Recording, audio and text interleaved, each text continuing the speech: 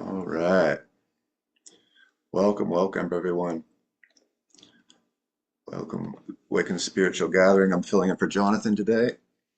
And today I've got a message for you. I got a God one. So it's forgiveness as a doorway to unconditional love. It's do you choose fear or do you choose love? So this isn't going to be John's flavor. Like, you know how you drink water through a hose, it's got a certain flavor to it. This is going to be my flavor. So this is kind of like, it's going to be my style of what's been coming through me and the experiences I've had in my life. And I'm going to tell a story that maybe most of you have already heard, maybe not, but it's a story of one of the most transformational moments of my entire life. And it's the reason why I'm literally in front of you here today talking. Um, so basically what I'm going to do, I'm going to tell you the story and then we're going to break it down and attempt to like recreate the conditions so that you can actually have a similar experience in your realities. Actually, we're going to do that today. I'm going to be sharing with you some like invaluable tools and techniques that help transform my life. And that's going to be my intention is to leave you guys with a knowing of your own superpowers because we all have superpowers. Everything we need is within us right here, right now. And I've been kind of toying around with this stuff a little bit, and I think you'll understand after I share my story of just how powerful this stuff really is. So these are, like I said, very simple yet transformational tools that can actually transform your life and your health, your spiritual connection, everything. So without further ado, I'm just going to jump in. So my name's Caleb Wilson. I'm a certified breathwork facilitator, transformational life coach, and visionary leader. And today I'm going to tell you the story about how I found breathwork and how it changed my life. Um, so I got into breathwork basically to help me with surfing, get me more confident surfing. I thought basically it was going to help me get more confidence, like holding my breath and big surf and stuff like that. Um, it did, but that wasn't even the tip of the iceberg. That was absolutely nothing. So by that point in my life, I'd already been meditating for a little while, but not really having much fruits of that meditation. Like I was finding it very difficult to get my mind quiet. I was finding it very difficult to actually get myself out of a triggered state. Like emotional overwhelm would just basically, landslide me. And meditation really wasn't helping that much. It was fine and dandy when there's nothing really going on, but anytime like, you know, shit hit the fan, so to speak, it didn't really help me much. So I started noticing that I could use the breath to catch my emotions and catch my thoughts in a meditative way and almost like filter them, so to speak. By this point, I'd realized like I'm basically an adrenaline junkie. Like surfing has been like my entire life, and obviously there's a lot of adrenaline, a lot of cortisol that's been ripping around my system my entire life because of that aspect. So basically, what was happening is I would show up every day at the beach and didn't matter if it was 2 foot and sunny and beautiful and perfect, or if it was 20 foot, no one around, stormy and just ugly and scary. I would have this just anxiety and fear just come up and just basically hijack me every single day at the same time. It was like literally like clockwork. My body was so addicted to it, like it would show up at the same time every day, every single day. So it was like I was just living in a constant state of this fear and anxiety. And it was like creeping into every area of my life, like literally every area of my life.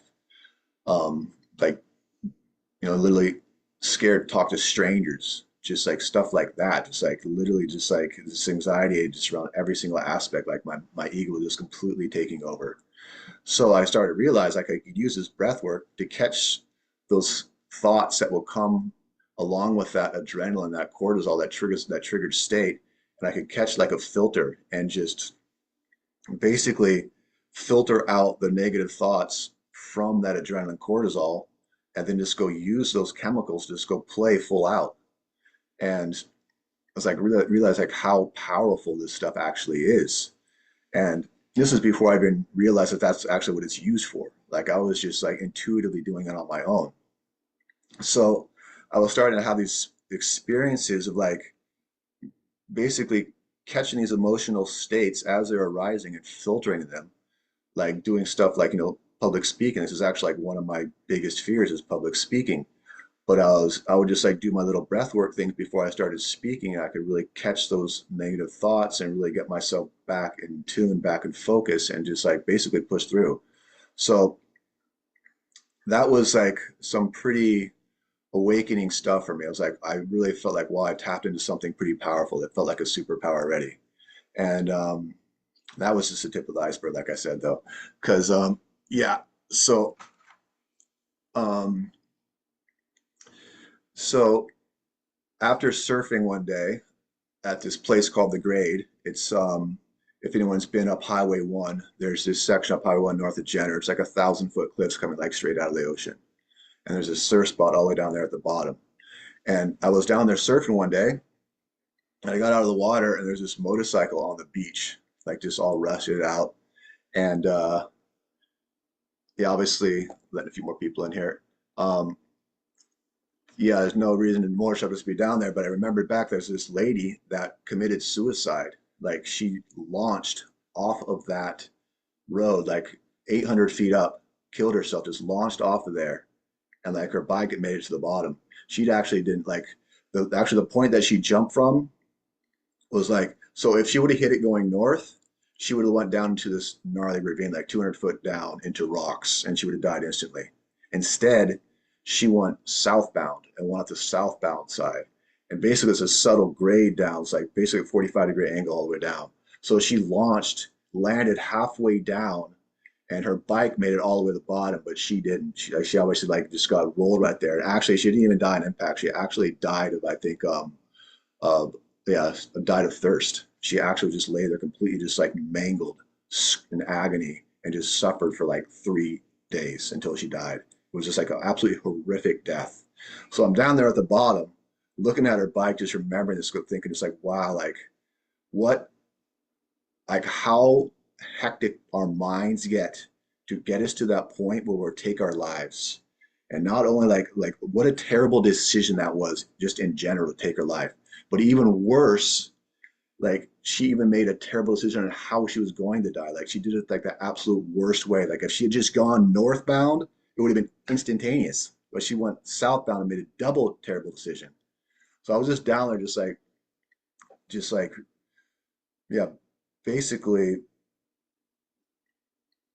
just having a bit of a moment with myself, was like realizing, because at this point I had like suicidal thoughts myself. I really wasn't entertaining them, but it was like it actually became like a wake up moment for me. Like I realized how powerful the ego and how much the ego had kind of taken over and really had got me into a dark place, because I started having these suicidal thoughts that I absolutely knew had nothing to do with me, they were just like so alien to me, because I love my life. I had the most amazing life, but still all that anxiety and fear all the time, just like constant nonstop overwhelm, was wearing down on me. And I started having these thoughts of like, I hate my life. I hate my life. I would say it like 20 times a day internally. So it was like, wow, like it just another wake up call, like, wow, this ego thing's the real deal. Like it will fucking take you out if you let it.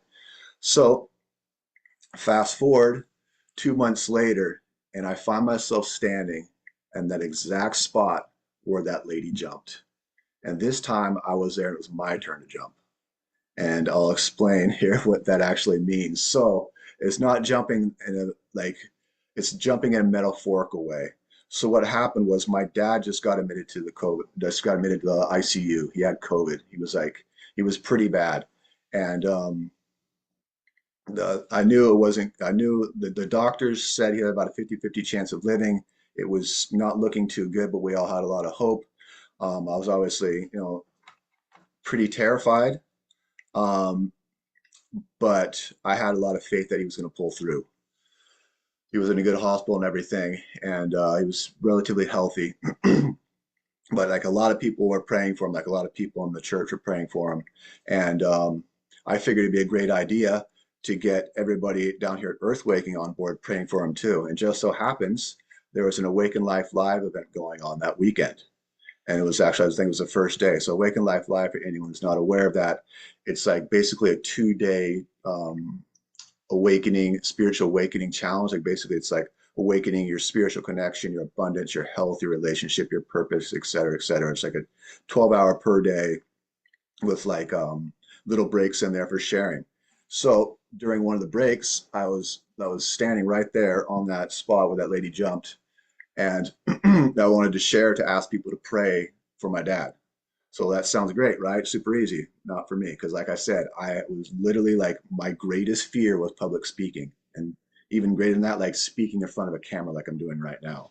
So it took everything in me I had to just press that button to raise my hand, like turn my camera on and actually speak in front of people. There's like 70 people there. It's fucking terrifying for me.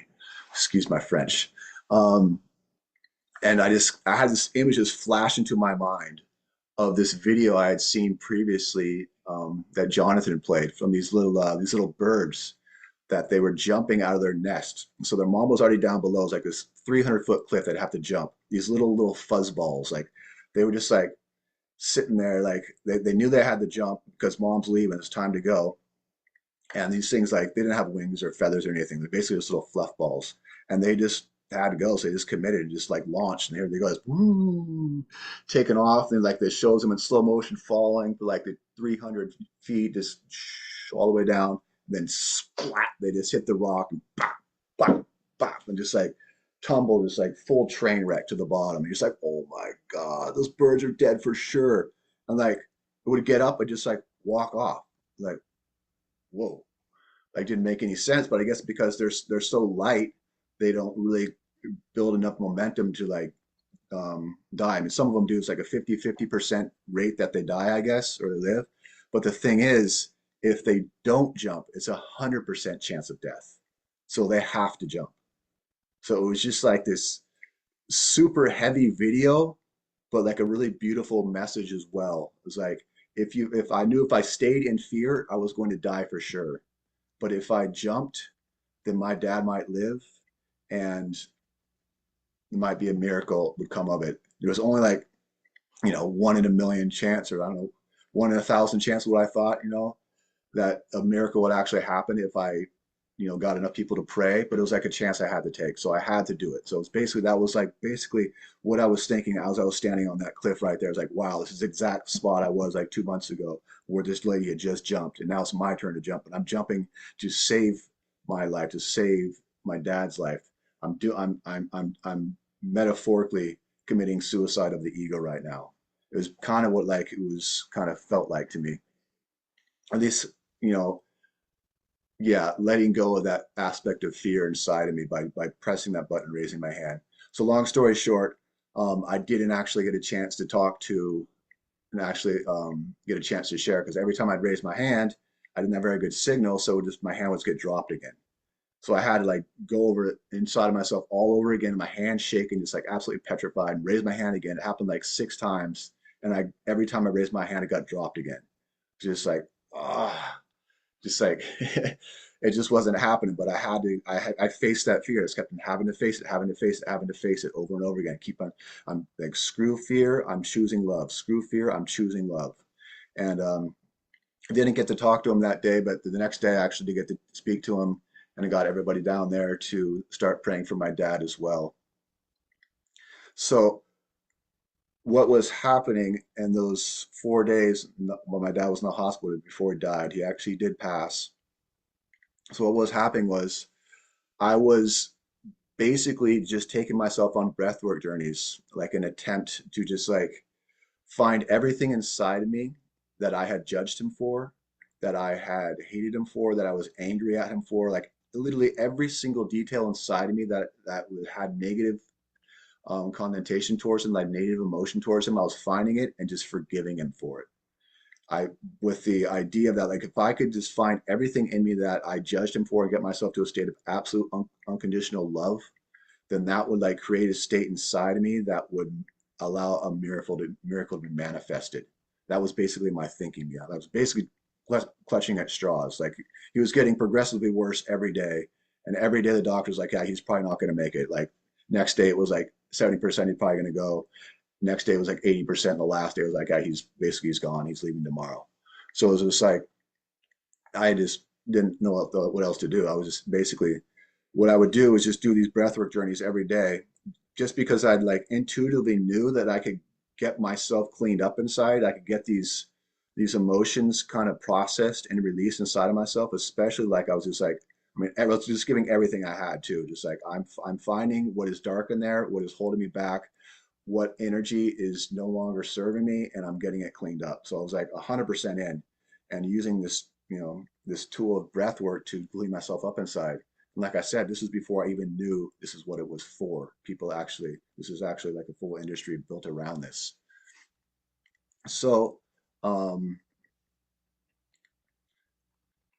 the last day right before he passed, I basically did like a last ditch effort where I did like a 1 hour long breathwork journey, like really similar to the ones like I lead now, to where I just put everything I had into it. Like this is going to be it. Like if you this is going to be what saved his life if it was going to happen. This is going to cause a miracle right here. So what I did is basically just like complete full forgiveness mode. Like I'd found basically everything I could find in myself that was, harbored negative energy towards him. And I was just in full surrender mode, like just to the isness of the moment what was happening. Knowing that it wasn't looking good, but just like knowing that if I had enough pure enough intention in my heart, and I was truly that focused on love and bringing him back, that a miracle would happen. That was basically what my thought path was.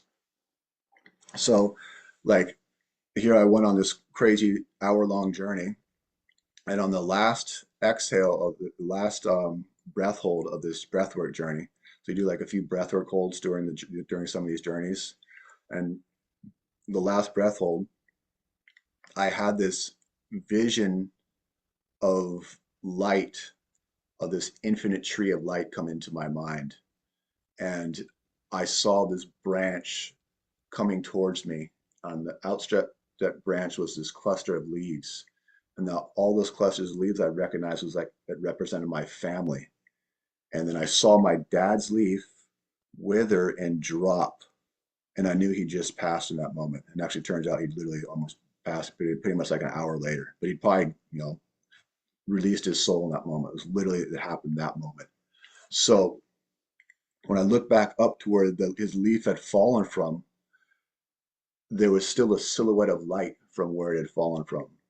And I knew that he hadn't actually died, just his shell had passed, like his shell left, and who he was, his essence, add love, had returned to the source.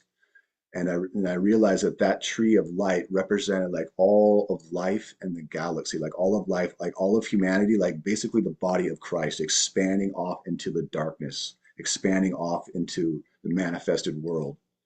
And that moment, like this, just understanding and knowing of love, unconditional love and peace just like washed over me from head to toe. Like it was just like a visceral. It felt like somebody dumped a bucket of like warm water love all over me. Just so it's like, woof. And it was just the most beautiful experience I've ever had. Like it should have been like the saddest moment of my entire life, but it turned out it was like the one of the most beautiful moments of my entire life. And I just knew that death is not something to be feared. Like it's absolutely beautiful. It's just our perspective of death that is this, terrible, ugly thing because we don't know what it is. So like I felt like I had like my dad died there, and I felt like a bit of me died as well. And this whole thing where like I was trying to save my dad with love, and I realized that love had saved both my dad and me at the same time. Like it just brought the whole thing back on its head. So, um,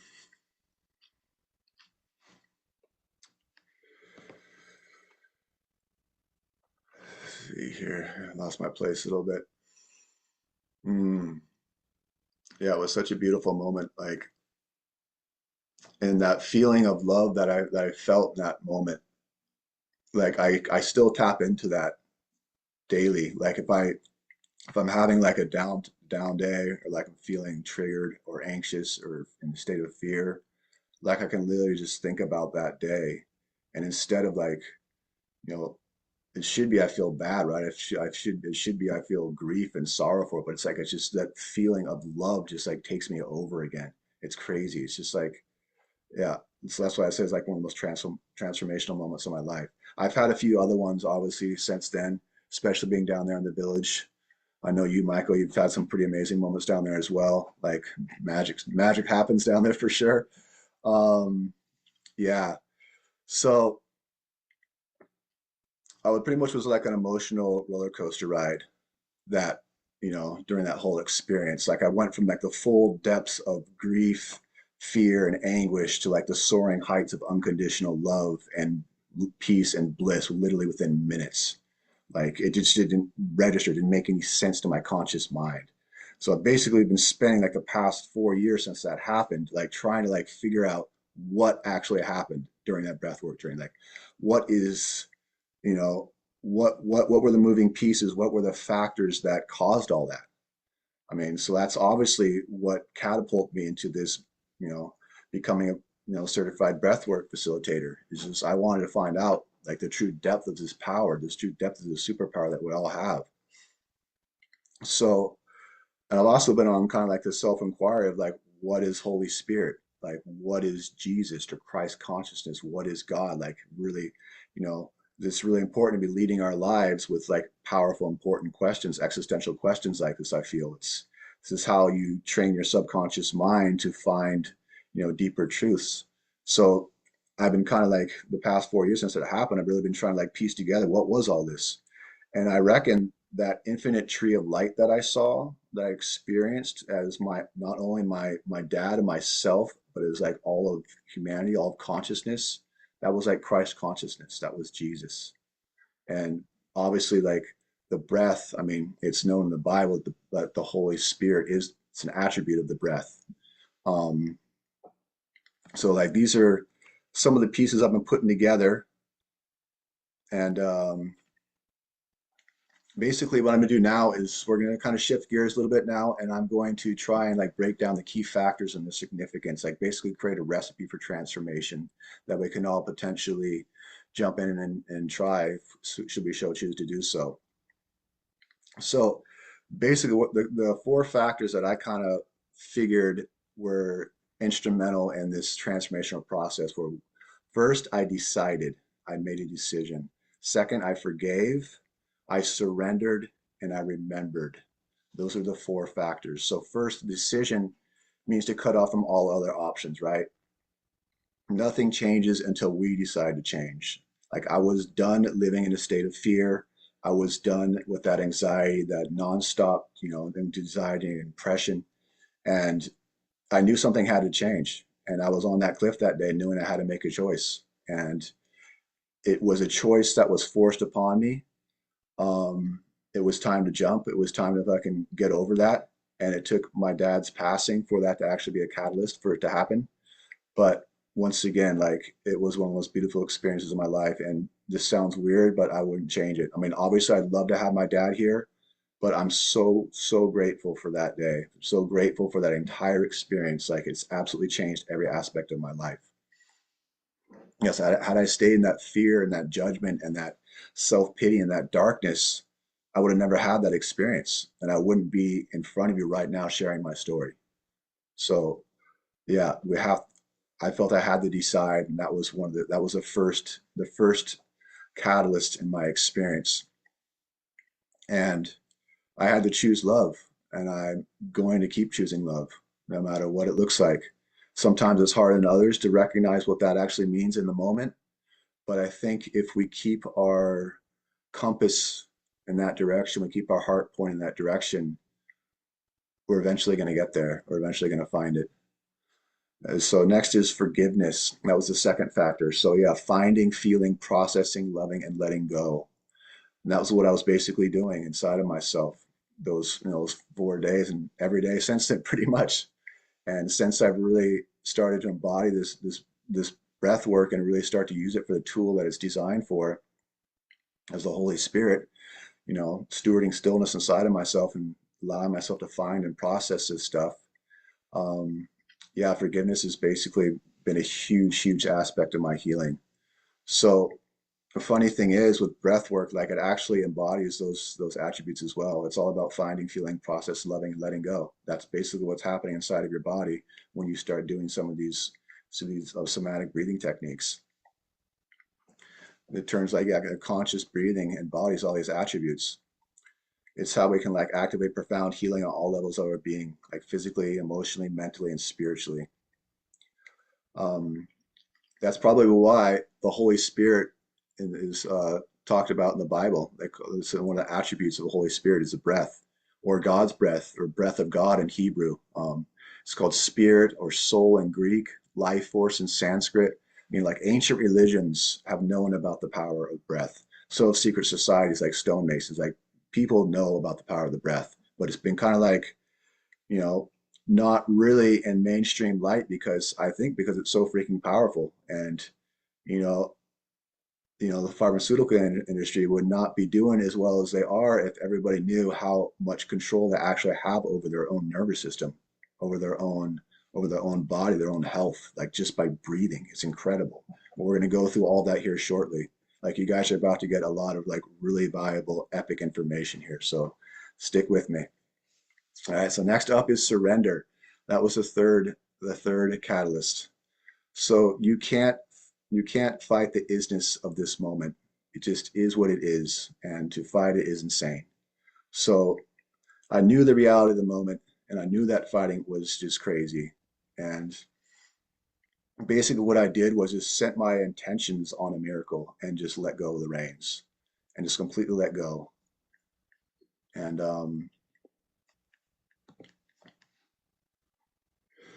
it's funny, like actually, like in a lot of these breathing techniques, there's a phenomenon called transient hyperfrontality, what actually kicks in, which basically means like the thinking analytical mind, like our prefrontal cortex, this frontal lobe of ours that we're so proud of as humans, that actually just goes away. Like it just gets kind of quieted. It's like an attribute of this of breathing this way. So it's kind of like just breathing your ego out of the way. Like, or as my mom so perfectly put it, it's like taking a vacation from your mind. So it's just a natural process, natural phenomenon of breathing this way. It's just basically it's surrendering happening on its own.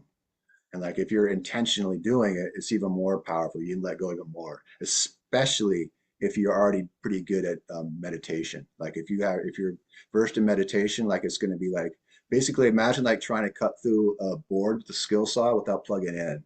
That's what meditation feels like. You plug that saw in, it's going to whomp right through it. So that's what breath work feels like to me. That's kind of the analogy I like to use. Just like really empowers what you're doing. So third or fourth, I remembered love. I never took my eyes off the prize. That was my goal through the entire thing. I had an unwavering faith, and I knew that was the only way forward, that love was the only way forward, and the only cure, the only possible way of manifesting a miracle. So it didn't manifest a miracle in the way I hoped it would, but still it was a miracle nonetheless. Like only time will tell like the true depth of that miracle that took place that day. So love got me to face my deepest fears, my judgments, my illusions, my pain. Love got me to, get out of the stands, get on the court into the game of life. Like that's massive for me. Love got me to step in front of this camera right now. Like, I mean, fuck, dude, that's insane. Like, this is like literally my biggest fear, but I'm just facing it every day because I'm choosing love every day. I know that I got a message to share with this world, so that's what I'm doing. So yeah, it got me to step into my purpose. It got me to step into my destiny. Love got me to give up who I once thought I was so I can be everything that God says I am. That's absolutely massive. So I'm gonna pull up my slides here now. Just a sec, I got some stuff to share with you guys, and we're gonna switch gears a little bit more now. Let's see here, just give me a quick moment. And if you guys have any questions or anything, please just wait for the end, maybe write them down. You may have some questions for sure as we go through a lot of this stuff, but I'll answer them at the end here. All right. So there it is right there, vibrational frequency chart. So forgive these slides, they're not the best. I kind of threw them together at the last minute, and Oh, there we go. But you get the idea. Where'd you all go? Okay, I'm just gonna keep speaking. You're there somewhere. Lost behind all my pop-ups here. Um,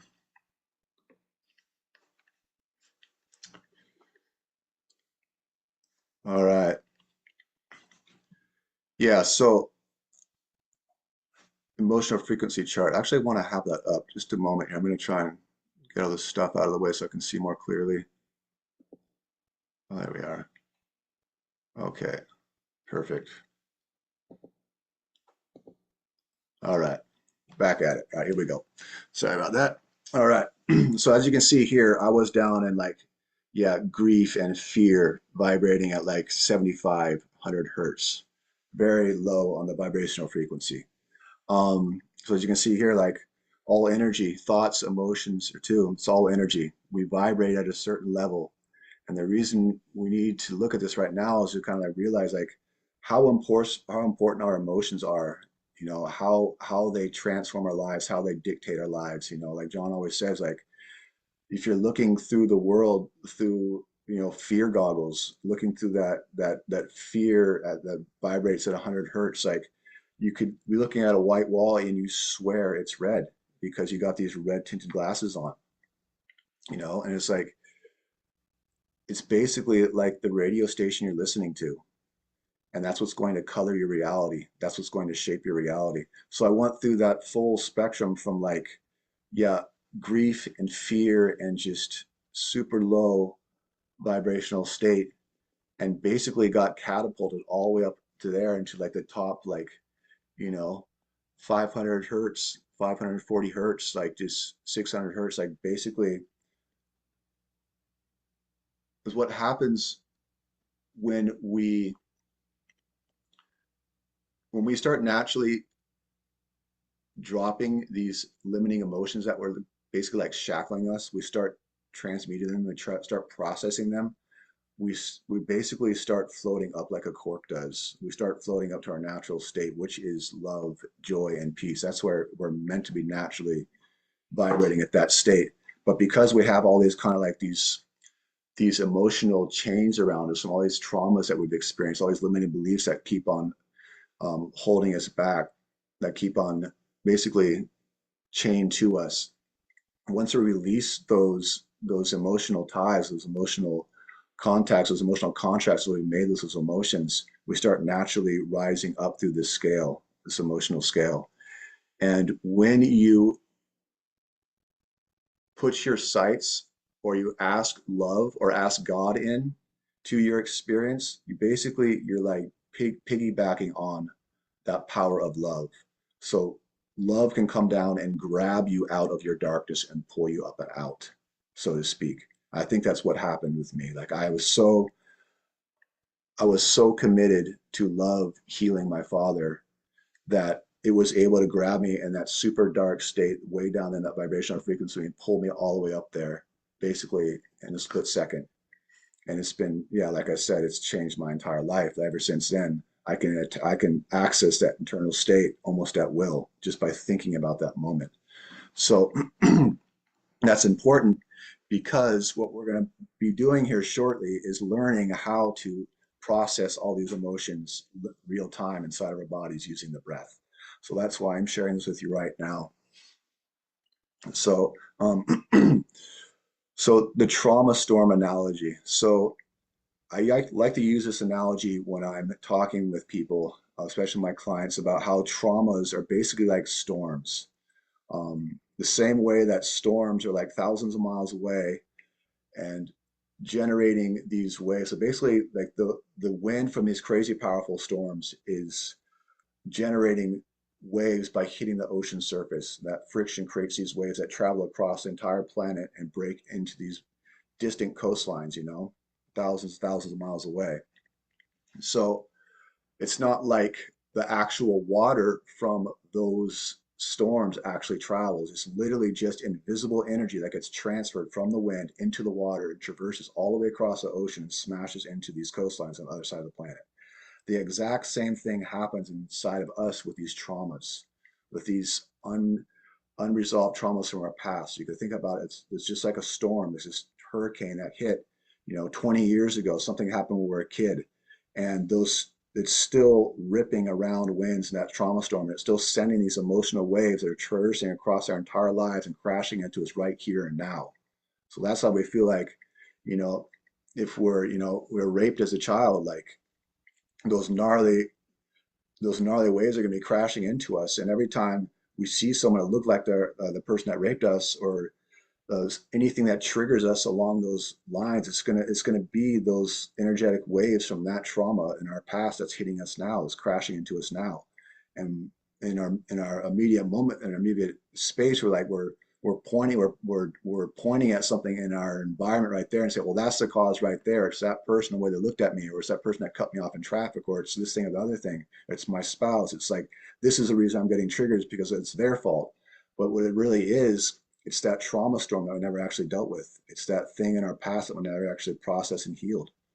And it's just constantly just clobbering us with these emotional waves.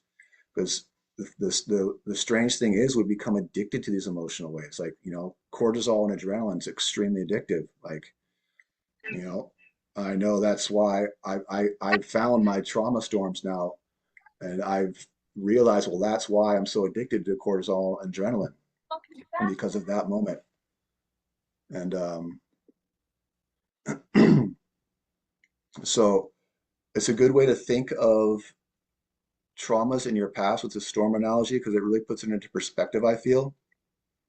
Um, it really kind of gives you a different lens of viewing it and kind of understanding it, and why it's important to get to the center of these storms and heal them. Like, I was basically, that trauma storm basically was like just crashed into me. Like, I had no control over it. And but I did have control with what I did in that moment. I could have ran from it. I could have hide it. I could have avoided it. But instead, yeah, they're actually measured frequencies, Larry. Yeah, super interesting stuff. You can actually measure these. They have machines that can measure them. It's incredible. Um, it's just like, basically works just like a radio station. Literally, whatever dial you're tuned to, that's what you're vibrating at internally. And like I said, like, you're vibrating at love, the speed of love. Funny thing is about love is it vibrates the same speed that light does. Light also vibrates at the speed at 500 hertz. So it's like, it's kind of like, wow, like, it makes a lot of sense why a lot of religions speak about, light as love. Like, it makes a whole lot more sense when you think about it in those terms. So yeah, David R. Hawkins has a lot of super interesting information. He's written a lot of books. He actually created this frequency chart. He's like, definitely someone to look into if you're kind of interested in this information. Thanks, Larry. Good question. Um, yeah, so as this trauma storm was hitting me, like, I intuitively just went straight into it. Basically, I felt like I had no choice, but it was kind of like unwittingly went straight into it. And what happened as a result of that was, I was able to get to the center of it. And what is at the center of the eye of the storm?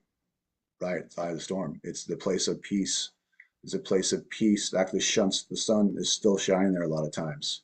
So it's when we go directly into these gnarly storms, is when we actually have an opportunity to, like, realize what they're there for, and a higher understanding of what's going on in our lives and our realities. And that's basically, I think, what happened. I was able to get to the center of that storm in that moment by breathing myself there. And there's other ways to do it. Obviously breath work isn't the only way, but it certainly worked for me in that moment. This is, why I'm here right now in front of you, telling you this, my story. Is basically what you're doing is you're letting the intelligence of the body take over, and it's doing the transformational work for you. So what we're going to do now is we're going to basically prepare you guys. We're going to set the container here, and shift gears a little bit more now, and we're going to start to, get you guys ready to experience this transformational power for yourselves.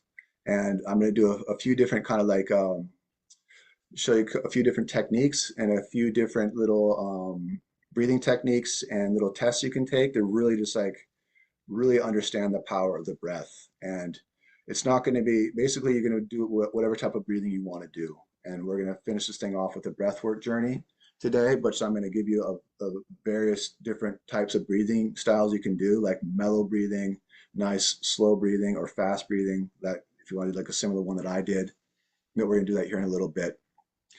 Yeah, it is measured 0 to 1,000. I don't know why that's all the way up to 1,000. Like it says 700 plus there, but like, Jesus basically they calibrated Jesus at 1,000 hertz. Buddha also 1,000 hertz. I think Gandhi was like, I want to say 890. I think Gandhi measured at. Um, but yeah, it's meant to be up to 1,000 hertz. That's just the one I threw up there. Um, See, I'm going to take you through a few simple exercises and breathing techniques now. I think this will it'll change your view of the breath forever if you just bear with me for a little bit here and check some of this stuff out. People pay thousands of dollars for this information and experiences that I'm going to give you guys today for free. So just to make sure you get the most out of it, I suggest pretending like you're paying thousands of dollars for it as well. So you really embody it and really take it on, because literally these are literally superpowers that we all have. So let's experience them now together, shall we? So um, we'll start with the first one here. So it's this, I call this the full system journey in a breath. So wherever you're at right now, just go ahead and softly close your eyes. Just get comfortable, softly close your eyes, and just start to observe your breath. And just envision yourself walking down a sidewalk now on a busy street. You hear the sounds of the cars whizzing by. It's a hustling, bustling, busy city. You come to a crosswalk and you stop to wait your turn to cross the street. The signal turns green for you to walk, and you step out into the street. And all of a sudden, you hear a car flying up on you super fast, honking its horn. You jump back to the curb and take a huge gasp of air. Taking a big gasp of air right now. Big gasp of air. Big gasp of air. Now jump back. Okay, now you jump back. And the car just passes. You're safe. You just dodge a bullet. Now sigh of relief. Now blow it out. Sigh of relief. Blow it out now. Nice, slow sigh of relief. Okay, so you just did a full system tour right there. In one breath, you activate your sympathetic response. It's your fight or flight. You should feel a little bit more like energetic just from that little experience. On the next breath, the exhale, you fully activate your parasympathetic response. That's your rest, recover, digest. Literally in one breath. I mean, obviously, the more you do it, the stronger and more noticeable it gets. But literally in one breath, you can activate or disactivate yourself. You can bring yourself down. Literally in one breath. So that's all it is, simple and cool. So every inhale is a sympathetic activation. Every exhale is a parasympathetic activation. Your nervous system constantly attempting to maintain the perfect balance inside of your body. Unfortunately, due to poor unconscious breathing habits, it doesn't always have the ability to do that. I'll explain more here in a bit, because we don't really give our nervous system the opportunity to relax too often the way we live in this stressful environment. So what is breath work? So breath work is a conscious manipulation of our breath for a desired result. So whether that desired result be transformation, trauma release, removing limiting beliefs to access more energy, better sleep, more calm, more relaxation, more clarity or concentration, to bring us down from a trigger, or to incorporate into mantras or manifestation practices. It's all about state change. One state to another. The breath is basically the remote control of your nervous system. I'll repeat that again so it sinks in. The breath is the remote control of your nervous system. It balances our nervous system, it balances our emotions, and it can balance our lives. So there's three types of states that are super important here when we're thinking about breath work that we really want to start incorporating into our lives. So the three states are heart state, breath state, and feeling state. These are types of states that you want to be constantly trying to observe inside of yourself, just like a meditative practice, different ways of different lens of looking at your body and your life and your reality and your emotions. So we're going to experience these right now. So go ahead and softly close your eyes again, and we're going to do a little 4-minute little breathing exercise here. So softly close your eyes now. And just bring your attention to the breath. That's it. Just bring your attention to how you're breathing right now. Don't try to manipulate or change the breath in any way. Just become fully present with your breath right now, as present as you can be. Just notice the subtleties of the breath, how it feels as it's coming in and out of you. Just bring as much awareness as you can to your breathing right now. That's all we're doing. Now, I want you to take your attention and place it on your heart. Like, go there with your attention now. How does your heart state feel? Is your heart beating fast or is it beating slow? Is there any areas in your body you can feel your heart beating? Maybe your neck, your hands maybe. Is it rhythmic or erratic? Maybe it speeds up or slows down with each breath. Just notice what you can right now. That's all you're doing, just noticing. And now, bring your attention to your breathing state. What's your breath feel like? Is it cooler or is it warmer as it enters or exits? Is there any sound, any wheezing maybe? Or is it completely quiet and still? Does it change when you observe it? Is it rhythmic or is it erratic? Just notice where the breath is going. Is it going into your chest? Is it going into your belly? Just noticing where the breath's going right now. And next, your feeling state. So how are you feeling right now? Maybe a bit calmer with all this slowing down and tuning in. Maybe a bit more relaxed. Maybe you're bringing in a trigger from earlier today. That's fine. It's all embodied here. Just feel and observe. Try not to analyze anything. Just noticing it with the breath. Just using the breath as like a lens to look at it.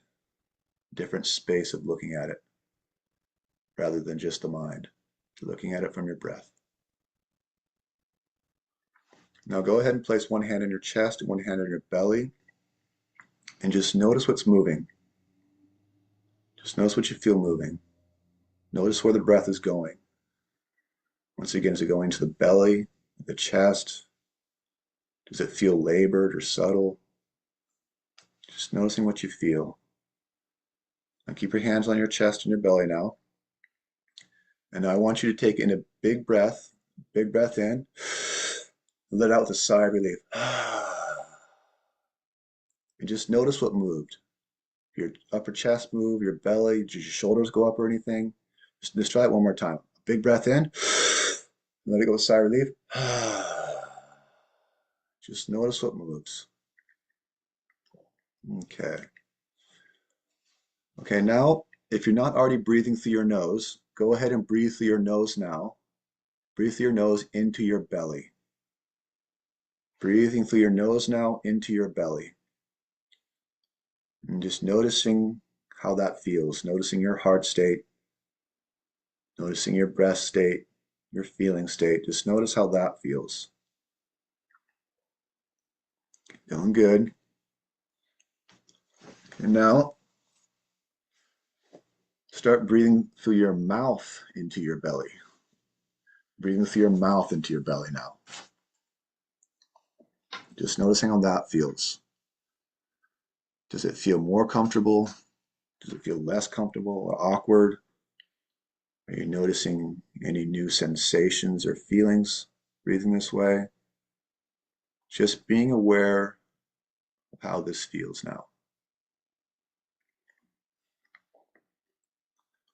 Now, you breathe through your mouth into your chest now, to your upper chest. Start breathing into your upper chest if you can through your mouth. And just notice any differences with this. How does that feel? Just noticing any differences in your heart state, your breath state, your feeling state. Just becoming aware as you can of how this feels. The last one, breathing through the nose now into your chest. Breathing through the nose now into your chest. Just noticing how that feels in your body and in your mind. Just watching it from the breath. Just still observer, just feeling your breath and watching it from there. Go ahead and open your eyes now. So what felt more natural to you? Just make kind of a mental note of it. Like what felt better to you? Like, so when you breathe through your nose into your belly, you're activating your parasympathetic response. That's your rest, recover, digest. And when you're breathing through your mouth into your upper chest, you're activating your fight or flight. It's your, your sympathetic response. So fun fact here. So we breathe 20 to 22,000 breaths per day. That's 600 to 800 million breaths in our lifetime. How many of those breaths are actually conscious, actually intentional? Are we actually using to pay attention to what's happening inside of us? Something to think about. So I got this off of YouTube. I'm not sure if it's true or not, but it definitely resonates with me. So a Tibetan monk said that we all have an allotted number of breaths in our lifetime. The slower you breathe, the more clock time you have on this planet. Kind of let that sink in a little bit. And I'll break this down here in a bit. It makes a lot more sense here once I get through some more of this stuff. So, for example, like tortoises breathe 4 times a minute, right? They live to be up to 150 years old. They have 250 million breaths in their lifetime. So dogs and cats breathe 20 to 30 times per minute, but they live like 12 to 15 years max. They also have 250 million allotted breaths in their lifetime. So a bit of food for thought. Kind of makes you think about breathing differently, doesn't it? The slower the better, because you're activating your parasympathetic response. You rest, recover, digest when you're breathing nice and slow. You're activating your sympathetic response when you're shallow chest breathing. That's how most of us are breathing. Constant, fast, overwhelmed. So basically, you have like the most sophisticated piece of biomechanical engineering in the known universe. Like you are it. Like you are basically a freaking Ferrari. Like you are super sophisticated piece of biomechanical engineering. So imagine driving around your Ferrari doing 100 miles an hour in first gear, like RPMs completely tack the red line your entire life. Like you're gonna fucking blow the motor, right? Like you can't drive a vehicle like that. The same exact thing is happening when we're upper chest breathing, constantly activated, consciously stressed all the time. It's the exact same thing. There's no difference. Um, it makes a little bit more sense now, right? How breathing slower and deliberately is a better way to go throughout your life, being conscious of how you're breathing. So it's not that big a deal, breathing through your mouth shallow and upper chest for certain amounts of time, like you're going for a run or you're doing some exercise or whatever, that's the time to be breathing like that. But the problem is when we get stuck in that sympathetic response day and night. So, and even worse, like if you snore or if you have sleep apnea, like you're literally redlining your engine all night, even while you're sleeping too. That's why you'll wake up a lot of time from snoring and you don't feel like you've rested. You don't feel like you've had a good night's sleep because you've been basically just like redlining your engine your entire night. So there's a really easy trick to cure that. You literally cure snoring and sleep apnea right now if you want to. So basically, you just get a little piece of 3M tape and you put it right there on your lips. Not so much that you can't speak or breathe. You can still breathe, right? I have my finger on it right now. I can still breathe and speak right now. It's just so that you remind yourself as you're sleeping to breathe through your nose. So I actually have like a deviated septum. Was in a surfing injury in Indonesia way back when, and my board basically like cracked me right beside the face here, like broke my nose, crushed my sinus cavity right here, and like busted my eye up and everything. Like it was pretty bad. Actually, like I had to set my nose myself. Um, but yeah, so I have a deviated septum there now, so it's super difficult for me to breathe through my left side all the time. That's actually your left nostril is actually associated with your parasympathetic response. Your right's associated with your sympathetic response. So like I have trouble breathing through my left. It's basically always clogged. So it's like for me, breathing through my nose is like waterboarding for me. Like it's always labored, it's always difficult. And thank God it is because it really forces me to be conscious of it. It really forces me to like pay attention. Like I've got to like actually intentionally try harder probably than most people. But I'm saying all this because um, I'm probably about as bad as it gets as far as snoring. Like I have to tape my whole mouth closed so I can't actually physically get air in. So it might be that bad for you if you have like a deviated septum. You have some real issues with your nose, but it's worth it. It is definitely worth it, and I'll explain more why here in a second. Um, but yeah, just that simple little trick like that, like literally within like a couple weeks up to a month, if you just put that tape on there every night, you'll stop snoring. You'll create a new subconscious breathing pattern, and you'll start naturally breathing through your nose.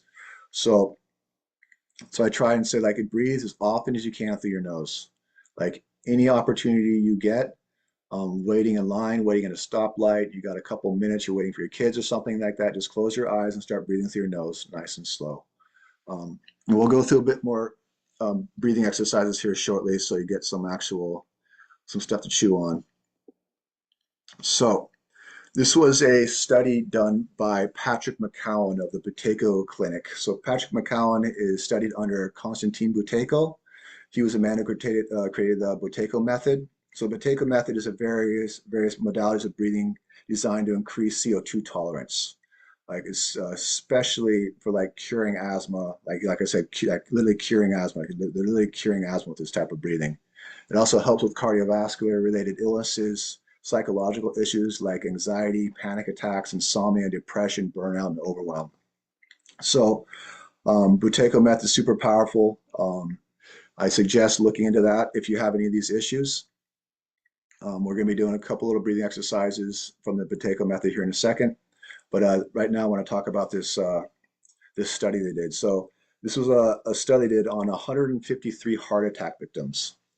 And of those 153 heart attack victims, 100% were predominantly upper chest breathers. 100%. And of those 75%, and of those 100%, 75% were chronic overbreathers, like chronic mouth breathers, like just breathing through their mouth. Not one of them breathed into their bellies. Not one of them was a diaphragmatic breather. And 7% of them breathed through their mouth during sleep as well. So it's like, yeah, they realized that it wasn't just a correlation, it was literally a causation.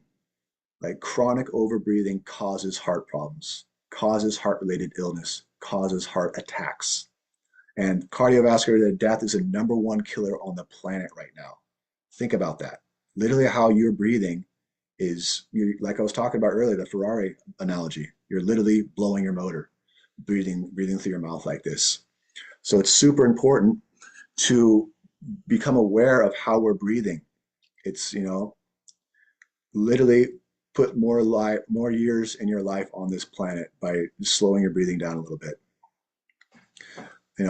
The race, right? The tortoise and the hare. You want to get there, or do you want to get there real fast and keel over on the way? So yeah, it makes a lot more sense now why slower breath is, gives you more clock time on this planet. So let's talk about breath awareness a bit more now. So breath awareness. If you want to conquer the anxiety of life, live in the moment, live in the breath.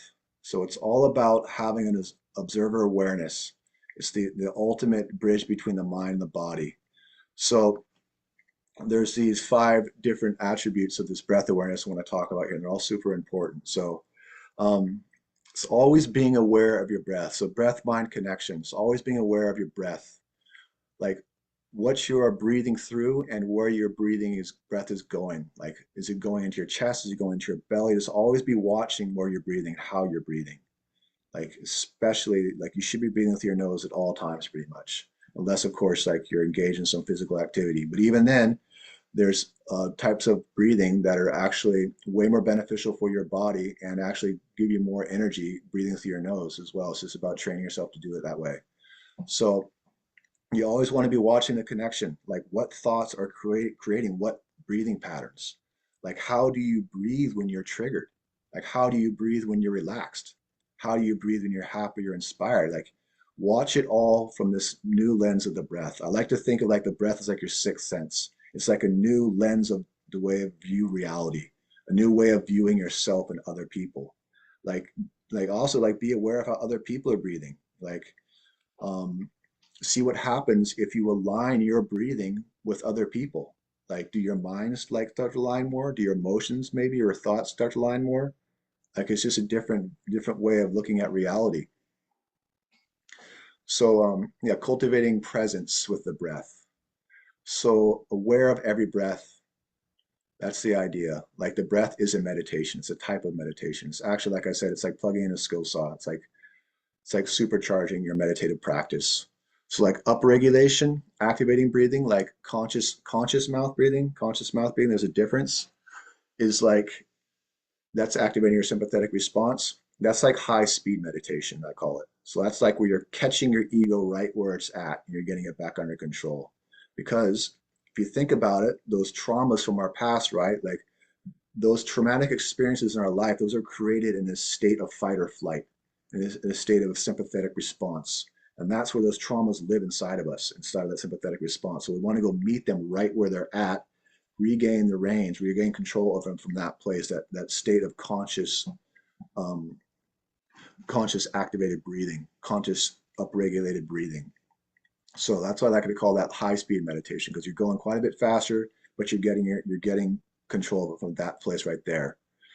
So next is like balancing breathing. So this is like a foundational meditation, and I'll be talking about more about this later. So you don't, just yeah, just bear with me. I'll speak about it a little bit, then we'll jump into a bit more in a second. So yeah, balancing breathing. That's like more slower, just like 5 second in, 5 second out breathing through your nose. So that's like balancing your nervous system. So that's like a foundation type of meditation, where this is basically how we should be breathing all the time. Like we want to be creating a subconscious pattern where we're basically breathing like this day in, day out. And then there's down regulation breathing, which is like a deep dive meditation. So this is like used in, to deepen your meditation for like mantras or manifestation techniques. It's a great thing to be doing while you're waiting in line or at a stoplight. Basically, learning to steward stillness is what we're doing with these breathing exercises. Um, or to outslow the ego, as John likes to put it. That's a perfect way to put it as well. Like slowing your breath down is outslowing the ego, and just really watching the breath from that state of just awareness. So next is observing without judgment. So just becoming silent and still awareness that is watching this present moment, just observing the isness of this moment, just becoming the breath, like becoming one with it, just observing without judgment, but noticing how your breath changes if you should fall into judgment. Like that's actually super important because it just really shows you the power of what's happening inside of you. Like you notice like you're starting to judge something, how does your breath change? Like where do you start breathing? You start breathing more shallow, more erratic, like just really good awareness right there, right? So you remember there's no good, bad, right, or wrong with this. It's just about sharpening your awareness with the breath. And so next is from awareness to regulation. So it's all about manipulating your state.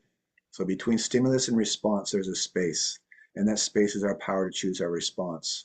In our response lies our growth and our freedom. Viktor Frankl. So once you're aware of your breath, you can use it to create space, to slow it down and make new conscious choices rather than just, unconscious knee-jerk reactions. So you can use your breath to like find and process triggers, to or unconscious patterns, or to clean up traumas. So you take control of your state with the breath. You slow it down and you give yourself space to grow inside. Give yourself space to like create a different choice for reality, rather than just responding to these knee-jerk traumas that we have. So let's see here. So yeah, there's a 90-second rule here. So if you can be conscious of your breathing for 90 seconds, you can basically process any emotion. It says here that research has shown that the simple emotion, frustration, overwhelm, disappointment, doubt, worry, expressed in the mind, has a chemical reaction in the body that only lasts 90 seconds. So you can literally process just about anything in 90 seconds, just being conscious of your breath for that long. So if you're doing like down regulation breathing, which is basically like 15-second inhale, 15-second exhale, that's pretty slow down regulation. But that's literally what, 4 or 5 breaths, and you can process just about any emotional trigger. I mean, wow, and it fucking works too. Like, and the crazy thing is, like any tools, the more you use them, the better you get at them. So it may take you 90 seconds the first time you do it, but if you're a year or two into it, or you're doing it all the time, you're really starting to dive into this stuff. Like literally, the first breath, just you activate the subconscious process, the subconscious pattern, and boom, it's just like your body just knows. Oh no, we're not getting triggered right now. Whoop, drop it back down, back into peace, back into calm, back into relaxation. So super powerful stuff. It's just once again, the hardest part is just remembering to do it. Literally, that's the hardest part. So um, so steps towards mastery is the last one there. So until you make the unconscious conscious, it will rule your life and you will call it fate, Carl Jung. So if you could be 100% conscious of every breath you take, you'll be 100% awake, 100% on purpose, 100% free and empowered. So imagine taking like the perfect breath in every moment of your life, like a breath, like a type of breath to like activate yourself to get you ready to go exercise and play, a type of breath to like relax or calm you, a type of breath to bring you down after you exerted yourself in exercise or from like a triggered state, or a type of breath to like, balance and regulate you, like a foundation of presence and peace at all times, like a type of breath to like send you off into a deep, peaceful sleep. So that's what we're looking at here. That's where we're headed. So So next up, we're going to talk a little bit about the autonomic nervous system because, like I said before, our breath is a remote control for it. So you see the autonomic nervous system down there. So the autonomic nervous system, basically, it controls the automatic processes of our breath, our heart rate, our blood pressure, our respiration, our digestion, our metabolism, our sexual drive. It controls all these aspects. And our breath is the only one we have conscious control over, and it affects all of the above, like hence the remote control for our autonomic nervous system. So there's two sides to our autonomic nervous system, like I've been talking about here already, the sympathetic side and the parasympathetic side.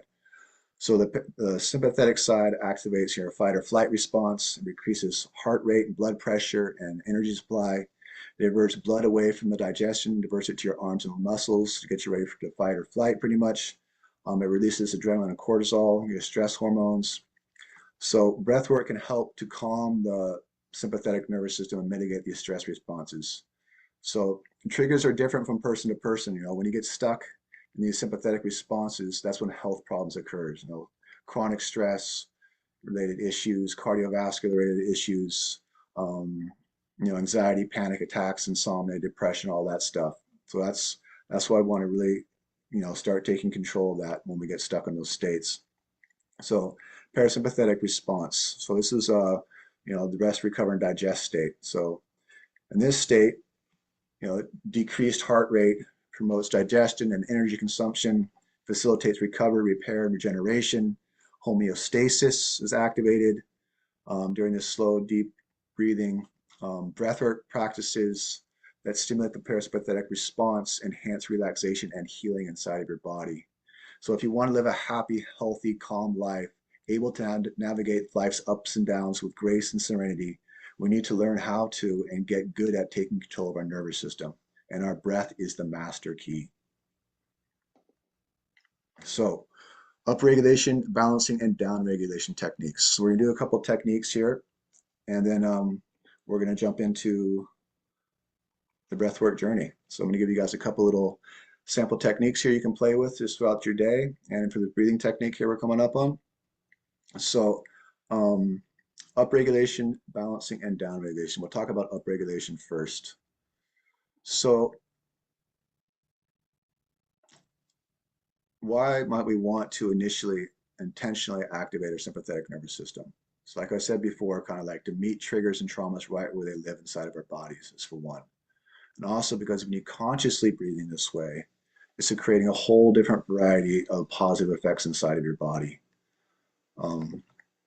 Like boosts energy levels, enhances focus and concentration, quiets an overactive mind, releases toxins from the body, supports immune function, balances an emotional state, prepares us for physical activity. So this is like crazy. So like the energy boosts you get from doing these types of breathing exercises. So like you can literally do like twice as many push-ups after doing one of these, like, This little breathing exercise I'm going to take you on here, it takes about 3 minutes. 3 minutes, you're able to do twice as many push-ups, or you just twice as much energy. You're able to hold your breath like 2 or 3 times longer. It's crazy. Or like another, like, yeah, supports your immune function. So this guy Wim Hof invented, well, he didn't invent tumo breathing, but he basically made it super popular. But they did a study on him where they injected him with endotoxins, and within a half an hour, so endotoxins basically make you like, they make you kind of like just sick, basically like you have the flu or something like that, right? Um, Science says that once you get injected by this, you basically have the 24-hour flu. There's no way around it. So within a half an hour, just by doing breathing techniques, he basically killed off these endotoxins in his body just by breathing. He just activated his immune system, has knocked him out. So once again, superpowers right there. So this is some of the reasons why we want to be doing this stuff consciously. It's only when we do it unconsciously, shallow upper chest breathing, that's when the issues happen. That's when we get stuck in that sympathetic response. That's when we get, we start spiraling downwards. But when you're doing it consciously, it's a whole different ballgame, like everything you do consciously, right? So we'll do one of those right now. So this is called the 10-20-30 method. And it says do shallow, fast breaths into upper chest. We're actually going to switch it around a little bit. I'm going to have you guys do breathing through the mouth, deep into the belly. That's what we're going to be doing. So just ignore that first one there. So it's going to be 10-20-30. So 10 big inhales through the mouth into the belly, and then we do a 30-second hold, breath hold, breath hold like on the exhale. So 10 big inhales, full exhale, hold on the exhale. Then we'll come right back in, do 20 more big inhales, then full exhale, hold for 30 seconds again. Then we'll come right back in and do another 30, and then do a breath hold for 1 minute after that. So go ahead and softly close your eyes, and I'll count you out here. And get my phone here so I can time. Yep. And this is a really, really good breathing exercise if you get triggered. Just to catch yourself in the trigger and bring yourself back down. I use this one all the time. It's such a powerful breathing exercise, especially like I said, if you want to get a little bit of extra energy or just process a trigger real quick and bring yourself back into parasympathetic response. This is a great one. You kind of like want to catch yourself there with it and then like start breathing yourself back down. So, okay, here we go. All right, so I'm going to start breathing with you, just kind of set the tempo, and then I'm just going to count you out and just basically walk you through it. So here we go. Beginning to breathe now in 3, 2, 1.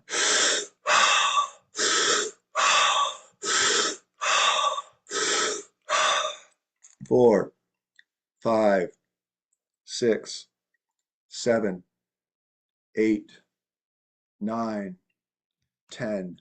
And full exhale, and hold. Hold for 30 seconds. Just noticing any sensations in your body. Maybe you're already feeling a little more active, a little activated. Just noticing what you can notice. 15 seconds. Doing good.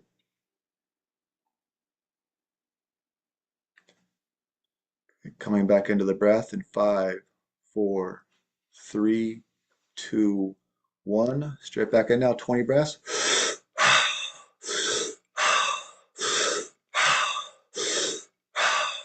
There you go. 5, 6, 7, 8, 9, 10, 11, 12, 13, 14, 15, 16, 17, 18, 19, 20, and full exhale and hold, full exhale and hold. Once again, just noticing whatever you notice. Your heart state, your feeling state. You feel your heart beating anywhere. Just noticing what you can notice.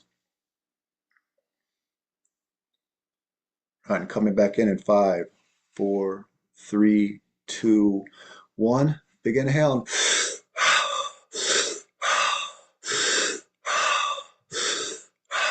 4, 5, 6, 7, 8, 9, 10, 11, 12, 13, 14, 15, 16, 17, 18, 19, 20, 21, 22, 23, 24, 25, 26, 27, 28, 29, and 30. Full exhale, and hold.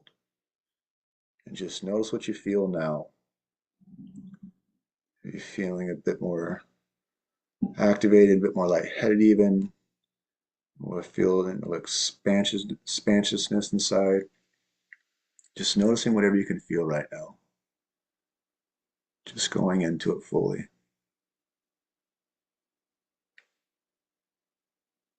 30 seconds. Doing good. Just noticing how much easier it is to hold your breath right now, even with no air in your lungs. Just off-gassed a bunch of CO2, making it much easier to hold your breath longer. Quite a bit more oxygen in your system now. You can probably literally do twice as many push-ups right now if you wanted to. Coming back in at 5, 4, 3, 2, 1. And just let your breathing return to normal now. Good work. All right, next up is balancing. So this is one I like to do all the time. So I'm basically trying to get myself a new subconscious program where I only breathe like this. So balancing breathing techniques are great for reducing stress, enhances emotional well-being, improves sleep quality, increases heart rate variability, boosts concentration and focus. So this one is like super powerful. What I always like to do is called resonant breathing. And so it's super simple. It's just 5-second inhale through your nose, 5-second exhale through your nose, like a short pause at the top. You're exhaling through your nose. You can breathe. You can exhale through your mouth if you want. Doesn't really matter. I just like to keep it going through the nose. So this is like called the perfect breath. Heart Math Institute has a lot of information on this. So basically, what it's doing is it's balancing both sides of your parasympathetic and sympathetic nervous system. Like, balanced nervous system is a balanced life, right? And it aligns the resonant frequencies of the mind, the heart, and the nervous system. So basically, like something about like the timing of the blood flow throughout your body correlates perfectly with the amount of oxygen coming into your lungs through homeostasis. So it's like it's it's incredible how it just aligns your body. So this is how we're meant to be breathing all the time. Just 5-second inhale through the nose, 5-second exhale. So we'll just do a few of those right now. Super simple. Just go ahead and softly close your eyes and just breathing in through the nose for 1, 2, 3, 4, 5. Exhaling for 5, 4, 3, 2, 1. Inhaling for 1, 2, 3, 4, 5. Exhaling for 5, 4, 3, 2, 1. Inhale 1, 2, 3, 4, 5. Exhale for 5, 4, 3, 2, 1. So that is a type of breathing I recommend everyone do all the time, as often as you possibly can. So another thing about breathing through the nose, when you're breathing through the nose, a lot of things are happening. We're actually designed to breathe through the nose. We should only really be breathing through the mouth if we are basically like heavily exerting ourselves in physical exercise. The mouth is meant for chewing and speaking, not for breathing. Our nose is designed to breathe. So it's like there's like a baseball-sized organ behind our nose here that filters the air, it humidifies the air, pressurizes the air, oxygen, like warms the air a little bit. And another really important thing that happens, it mixes with nitric oxide, which is actually it's a vasodilator. So it actually allows the oxygen to get into your blood vessels better. So like these are all the reasons we should be breathing through our nose. Like we're designed to breathe through our nose. Like it actually, it filters out like 70%, I think, of like the particles and stuff in the air just gets caught in our mucous membranes and little hairs in there. So it's like Yeah, like if you don't want to get sick as often, just try breathing through your nose, like literally as simple as that.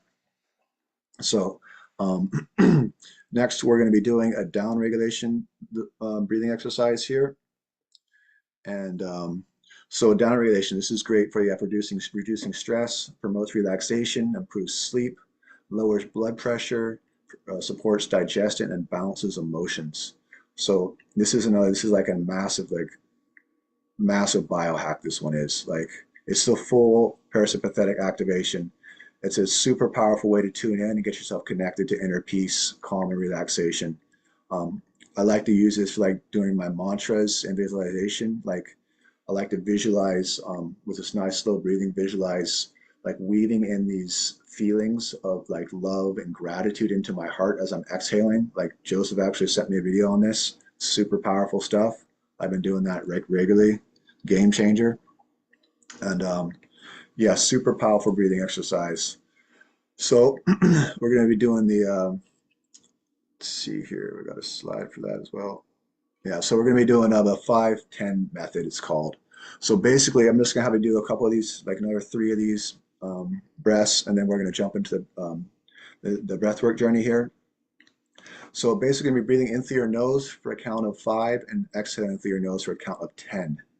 So this may feel a bit difficult if you have breathing issues, but that's because you don't have a very good CO2 tolerance. This is part of the Buteyko breathing method. This is actually going to help um, get your body much more acclimated to CO2, give you much more CO2 tolerance, and really help out with that. So I'll count you guys out once again, and we'll just do like 3 breaths or so, and then we're going to jump into the next exercise here. So let's go ahead and softly close your eyes again. Just breathe in through the nose for 1, 2, 3, 4, 5. And nice slow exhale for 10, 9, 8, 7, 6, 5, 4, 3, 2, 1. In for 1, 2, 3, 4, 5. Out for 10, 9, 8, 7, 6, 5, 4, 3, 2, 1. In for 1, 2, 3, 4, 5. Out for 10, 9, 8, 7, 6, 5, 4, 3, 2, 1. All right, go ahead and open your eyes. So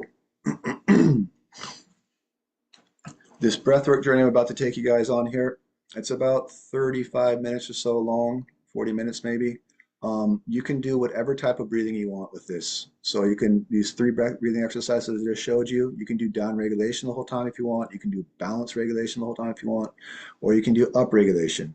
Like the up regulation is one I did when my dad died. That was the type of breathing I was doing, that deep diaphragmatic breathing. I recommend doing that type of breathing because that um, you'll see more results from that. It'll be more transformational for you for sure. But I mean, you can still have incredible experiences breathing any way consciously. Down regulation, you can have a super deep, beautiful experience as well.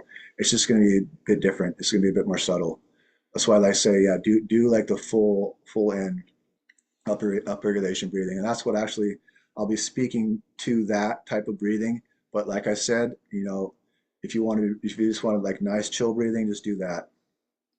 So let's jump right into this now. I got a little bit more to talk about here before we get into the journey, just kind of get you a little bit more ready for what you're about to experience. So it's all about self-modulation, right? We've just been talking about that. So your mouth is your gas pedal. You're activating your sympathetic response. It's your fight or flight. Um, and your nose is your brake pedal. That's your activating your rest, digest, recover. And our conscious intentions, like our steering wheel, what you're setting your course for. It's healing, forgiveness, letting go, plugging into God, plugging into love, higher self, whatever that looks like. Setting your attention and just breathing yourself there. So the types of doing we're breathing today, that basically be, go ahead and just breathe through your nose right now. Do that balanced breathing for in for 5 and out for 5. Just while I go through this introduction here. And then we're going to be doing yeah, somatic or rebirthing breathing or transformational breathing. So probably don't need to go through this full introduction. You probably have a pretty good introduction today already with everything I've been talking about. So I'll read this off real quick. So yeah, transformational breath work is a conscious connected breathing practice that helps to gain access to the subconscious mind, release trapped emotions and traumas, and helps to rewire the brain. So I like to think of like this is like think of your body like a soda bottle, your nervous system like a soda bottle. And all around the side of that bottle, all these bubbles. And all those bubbles basically represent like your traumas, your limiting beliefs, all your um, packed and stacked emotions and everything that we've been balled up and holding inside. So basically, this breathing exercise is basically like coming along, like tapping that bottle on the side, so all those bubbles just come to the surface naturally, and that's what's going to be happening inside of your body. So you don't need to know what's happening, and you know what's going on. You don't need to do anything but breathe. Literally, that's your only job. Just breathe and let the intelligence of the body take over. So breath work is a somatic type of healing.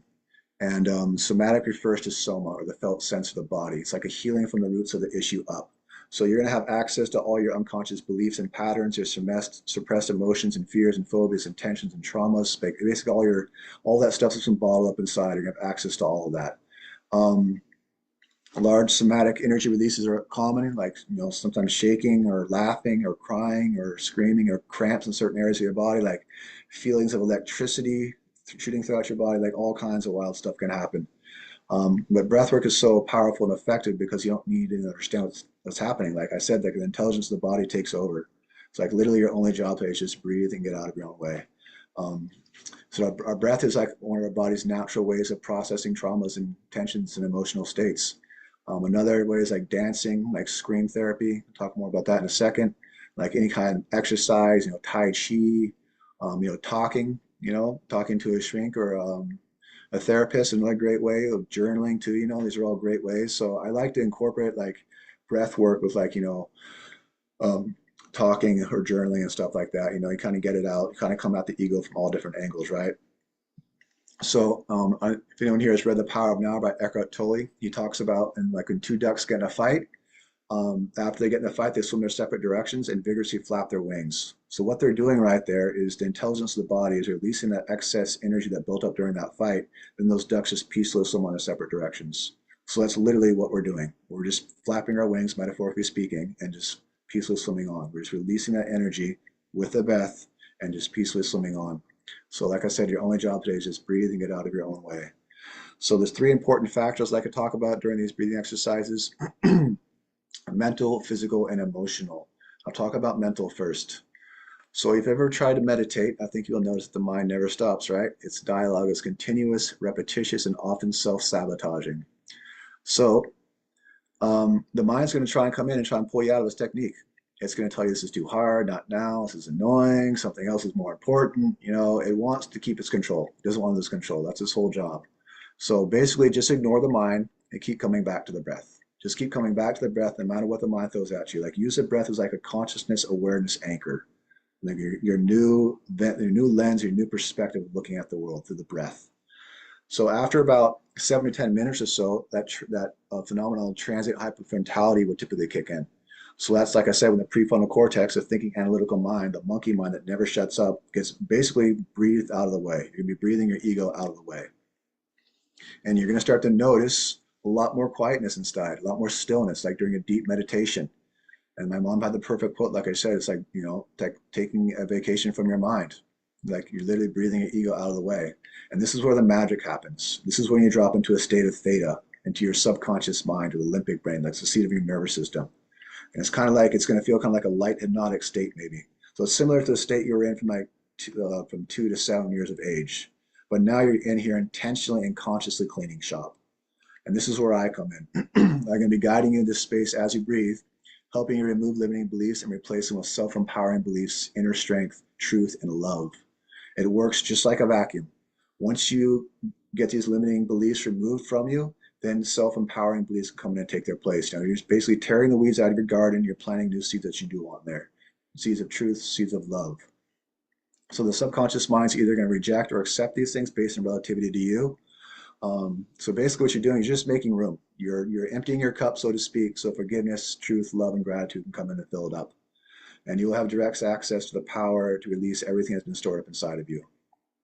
So let's bring me to my next topic, which is big T's and little T's. So big T's and little T's are term they talk about in psychology. So big T is basically, big trauma, like, and these typically can come up with bioenergetic blocks, they're called. It's like your body has literally created this, energetic block for you to actually even go there and try and find that thing. This is one of the issues with psychology and seeing a therapist is like it can take years sometimes to get to the root of that issue inside of your subconscious mind because it's trapped behind these bioenergetic blocks. Like it literally, we've created this defense mechanism, this wall around to keep us safe from feeling that emotion.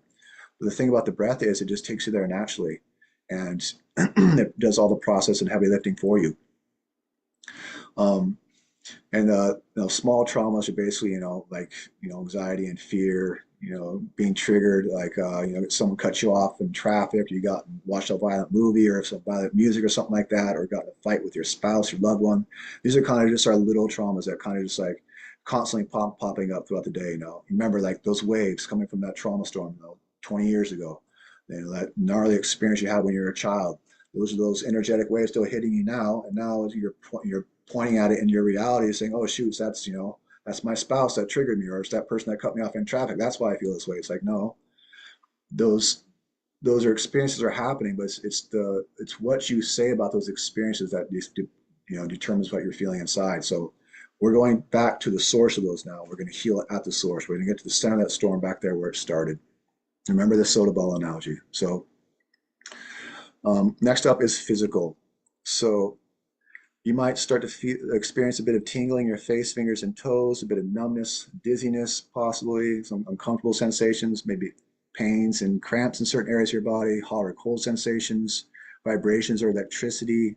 Once again, this is only if you're doing the deep mouth breathing. You can just breathe nice and mellow through your nose, and you'll have a completely different experience. But like I said, I'm just speaking to um, the the upregulating technique right now. So all these signs are good signs that you're releasing these trapped energies and tensions. So lean into it. Next phenomenon is called tetany.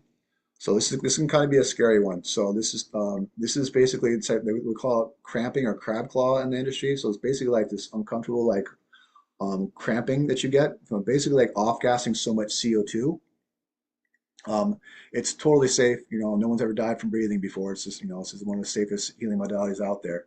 But basically what's happening is that 70,000 miles of blood vessels, running through your body is constricting due to lack of CO2. You're off-gassing so much CO2 that it's actually causing that constriction.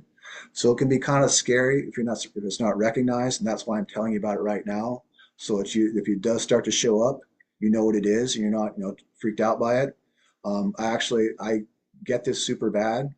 Um, and I got it super bad one time. I just had to sit with on the other side of it. I just had to breathe through it. Like it got to the point where I was just like my whole body was cramped up. But I can only take you guys as far as I've been. So I felt I had to like really see what's on the other side of this. I actually had one of like the most incredible breakthroughs in my life.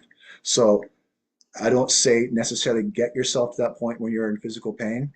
I would say kind of ride the line a little bit, and that's very easily done with this, self-modulation right here. Like if you're starting to feel like you're getting cramped up, just slow the breathing down a little bit. Or if that still doesn't help, just revert to the nose breathing technique. Within a minute or so, it should go away. So once again, like it's good to feel it and kind of experience it because you just realize how quickly you can adjust your state really quickly with the breath. It just shows how much more power you have, right? And it's all about feeling safe, right? Like you want to know how much control you have. Because the safer you feel, the deeper you're going to go, the more transformation or experience it's going to be. You kind of like want to find your edge and push it a little bit, lean into the discomfort. And maybe this is the first time doing it, just, take it easy on yourself. But, if you want to really test your limits, then, you can go all in. Um, so once you get deeper into these journeys, it's not all gloom and doom. Like, yeah, you might dive into this trauma in your past, but here's a beautiful part about that. So when you are getting to that state, like I said, you're in a state of theta in your subconscious mind, deep in this journey, there's going to be a lot of dopamine and serotonin and endorphins and oxytocin being released into your body. Basically, it's like this love soup that's going to be released into your body. So you're going to be in this state of just absolute peace and bliss, like, deep meditative state. Like dimethyltryptamine, like DMT, actually gets released a lot of time during our system. That's actually accounts for that vision I have of the infinite tree of light that stretched all to eternity.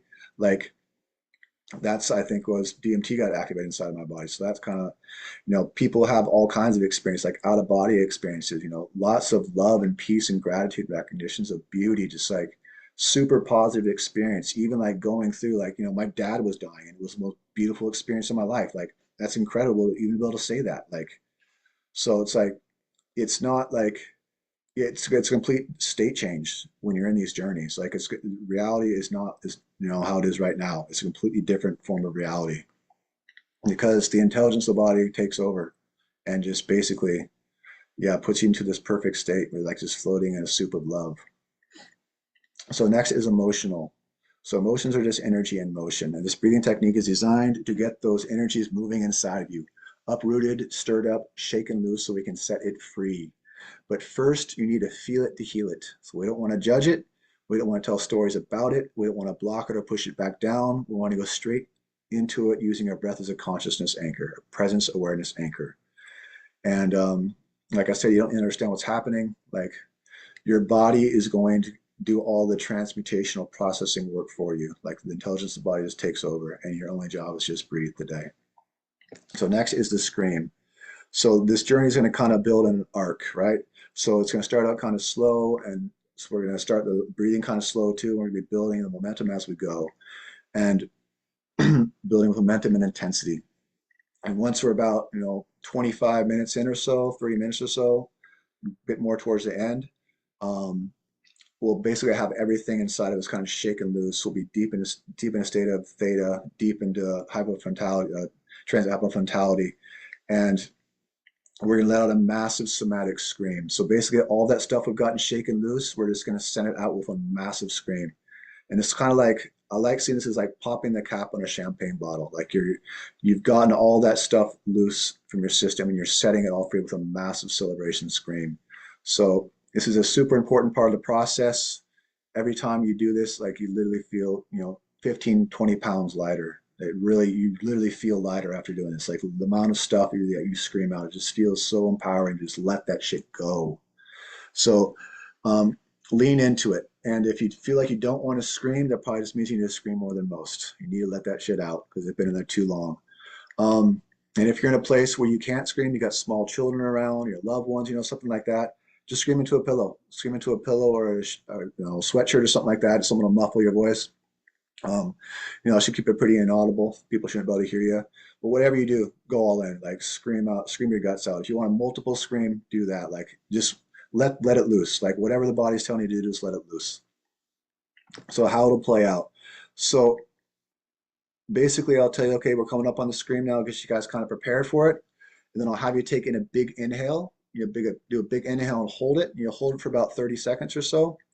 And then I'll say, okay, on my count, we're gonna let out the massive scream. And I'll even scream with you, so it's not all awkward. We'll scream it all out. And then after you scream, you're gonna blow all the air out that scream. Like you're gonna put everything you got into that scream. Every last drop of air in your lungs is gonna come out with that scream. Then on that exhale, with no air in your lungs, you're gonna hold for about another 30 seconds or so. And then we're gonna come right back in the breathing technique for like another half a song. I think it's like a half a song after that, and then it's basically over. So once we get to that point, it's pretty much over. But we're gonna keep on going. There's a bit more of the journey to still go. So I'll have you jump back in the breathing technique for like another 30, 40 seconds or so, and then we'll start slowly wrapping it up from there. So contraindications. So if you're on any heavy duty medications like schizophrenia or something like that, um, you probably don't want me. Well, you can be doing the breathing exercise, the mouth breathing exercise, but just take it really easy on yourself. Like really watch your body. If you're pregnant though, like definitely do not be doing this mouth breathing technique. It can actually induce premature labor. So you do not want to be doing this if you're pregnant. If you have like heart conditions or potential for seizures or high blood pressure, like 140 over 90 is high, like a fast heart rate and like resting rate is over 100, um, stuff like that. Like you probably want to be doing more just like a down regulation or just a balancing breathing technique instead of like this full mouth breathing exercise. If you have osteoporosis, yeah, you want to be careful. Just like there's going to be some thrashing around during some of these journeys. You're releasing a lot of energy. so you don't want to like potentially hit something and hurt yourself. So if you have any questions, I'm not a doctor, but if you want to do this breathing exercise, this is going to be recorded and put up on YouTube, so you can come back and check it out whenever you want. If you want to talk to or consult a doctor before doing this, go ahead. But for now, I would say if you have any kind of fear around doing this, any of these health issues, then like I said, just do like a nice mellow balancing breathing exercise, like 5 second inhale, 5 second exhale, or like a nice slow down regulation, 5 second, 10 second exhale. Like I said, you'll still have an experience. It might not be as powerful, or it might. I mean, who knows? It's everybody's different. So just listen to your body. Remember this, self modulation. Mouth is your gas pedal, nose is your brake pedal. And let's see here. Next is the technique. So this mouth breathing technique, we've already done it. It's just basically breathing in through the mouth, into your belly, and letting go. So you want all the force on the inhale, all the force on the inhale, and just as you're exhaling, just letting the air fall away. So it's a deep diaphragmatic breath into the belly, up into the chest, out, and just letting the air fall out. If you don't want to be forcefully exhaling on the exhale, because that's how actually technique can worsen if you're forcefully exhaling. So you just want to make sure you're really just letting the air fall away. And it's all about like circular breathing, right? So as soon as you're exhaling, you're already taking another big inhale. And it's not like a super fast, like hyperventilating type of breathing either. It's a deep, deep breath. So it's like, this is like full speed right here.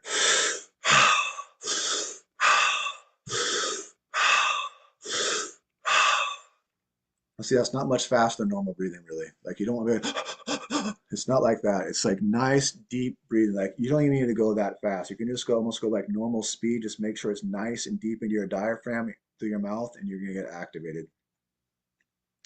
So, um, anything else here? Oh yeah, so positioning. So you want to be laying down or in a safely like sitting or reclined position, like a lazy boy recliner or something like that. Like you want to be lying down because you can potentially pass out, especially during these breath holds. It's not common, but it can happen. But it's usually just like this weird, like quick little dip in and out of consciousness. Like you just don't want to be standing up or obviously driving any machinery or a vehicle. You want to be doing this laying down and in a safe position. You want to also have something to cover your eyes, have a pillow or a blanket, maybe start with the blanket on you. Like I said, sometimes you can get hot and cold sensations. Um, I suggest listening to this with headphones. It can definitely enhance the experience. Not necessary, but it definitely can enhance your experience. Maybe have a glass of water around. Like I've been doing a lot of talking. And you're going to be doing a lot of breathing. So you can get a parched throat, nice to have this glass of water so you don't have to get up and go look for it. And most important, no distractions. You want to be able to give yourself this next 40 minutes or so to just fully dedicate yourself to this experience and just go all in. So, do we have any questions before we get in here?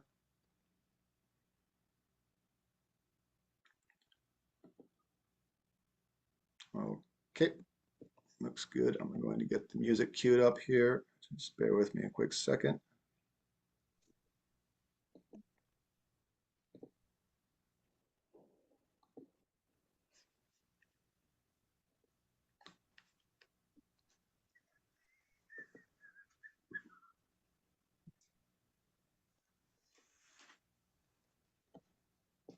All righty.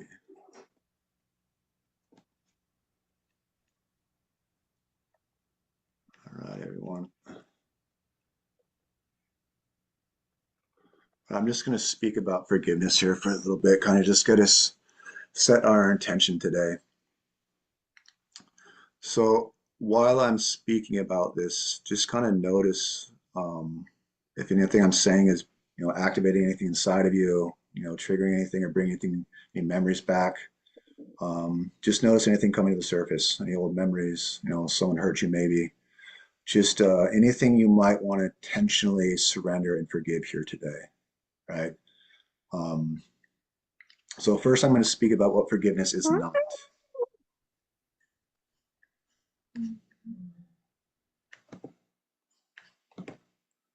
So Unforgiveness is like drinking poison, hoping that someone else gets sick. It keeps us shackled to our past and keeps the pain alive in us. The pain and the darkness hide in what we are hiding or what we are scared or unwilling to look at. Forgiveness brings it all to the light. Unforgiveness builds a wall around our heart. Every trauma, suppressed emotion, unacknowledged pain, limiting perspective, or disempowering beliefs serves as bricks in that wall, creating an impenetrable bioenergetic cage that we become trapped in. We built that wall to keep the pain out, but the pain was already in here, and we became trapped in here with it. Unforgiveness is the mortar that keeps that wall intact, keeps that cage around us. When we make the conscious choice to forgive, that wall, that cage begins to lose its structural integrity. Piece by piece, brick by brick, we dismantle with our forgiveness. When we hold those pieces of our lives in willing forgiveness, they become cleansed by love's gentle embrace. So forgiveness is at the core of healing, mentally, emotionally, and physically.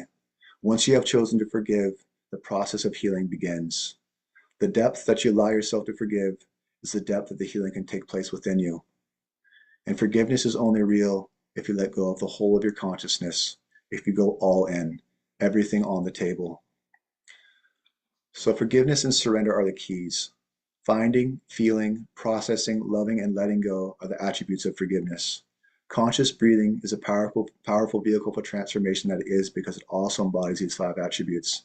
It's essentially how we forgive on a biological, mental, and spiritual level.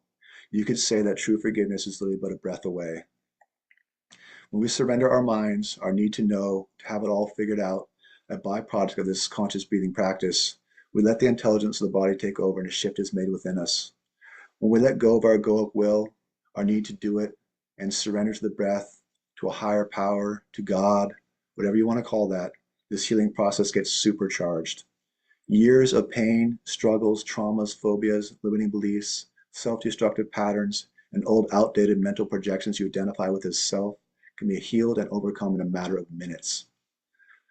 Forgiving and surrendering the lives we have lived empties your cup and prepares you for the ultimate transformation. Forgiveness is a gift you give yourself. Even if it seems like you're forgiving someone else, ultimately it's you who get to heal, because the other is really just your mirror. It's just a reflection of you. And what you're projecting upon them is really only ever just a projection of your own internal state. We are the ones who are feeling what we project, therefore it is ours. When we forgive others, we forgive ourselves.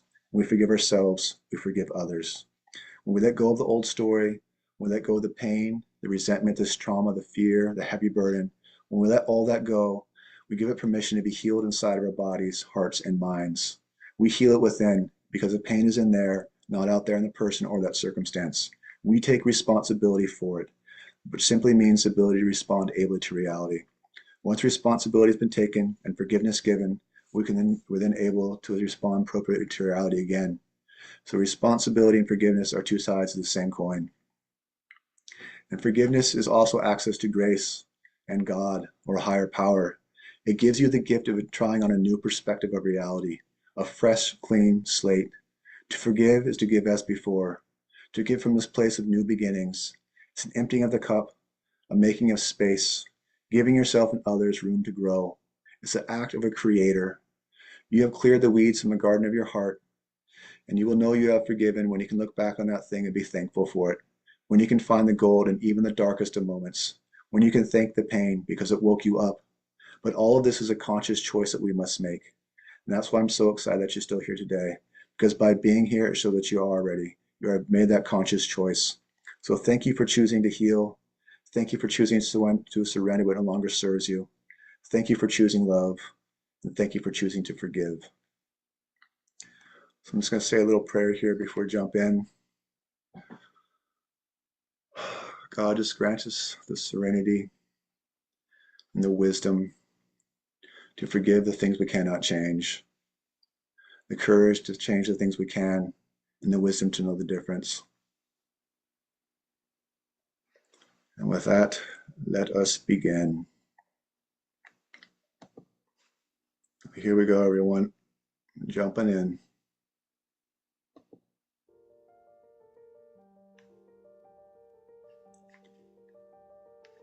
Can you hear the music?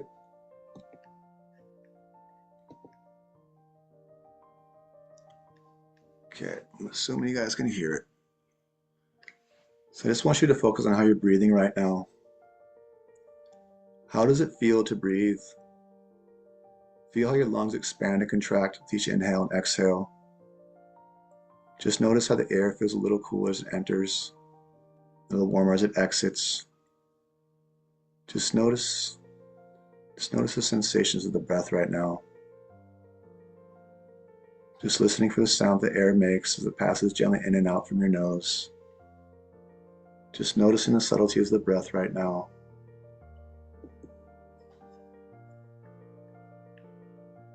That's it. Just nice and slow and steady in through the nose.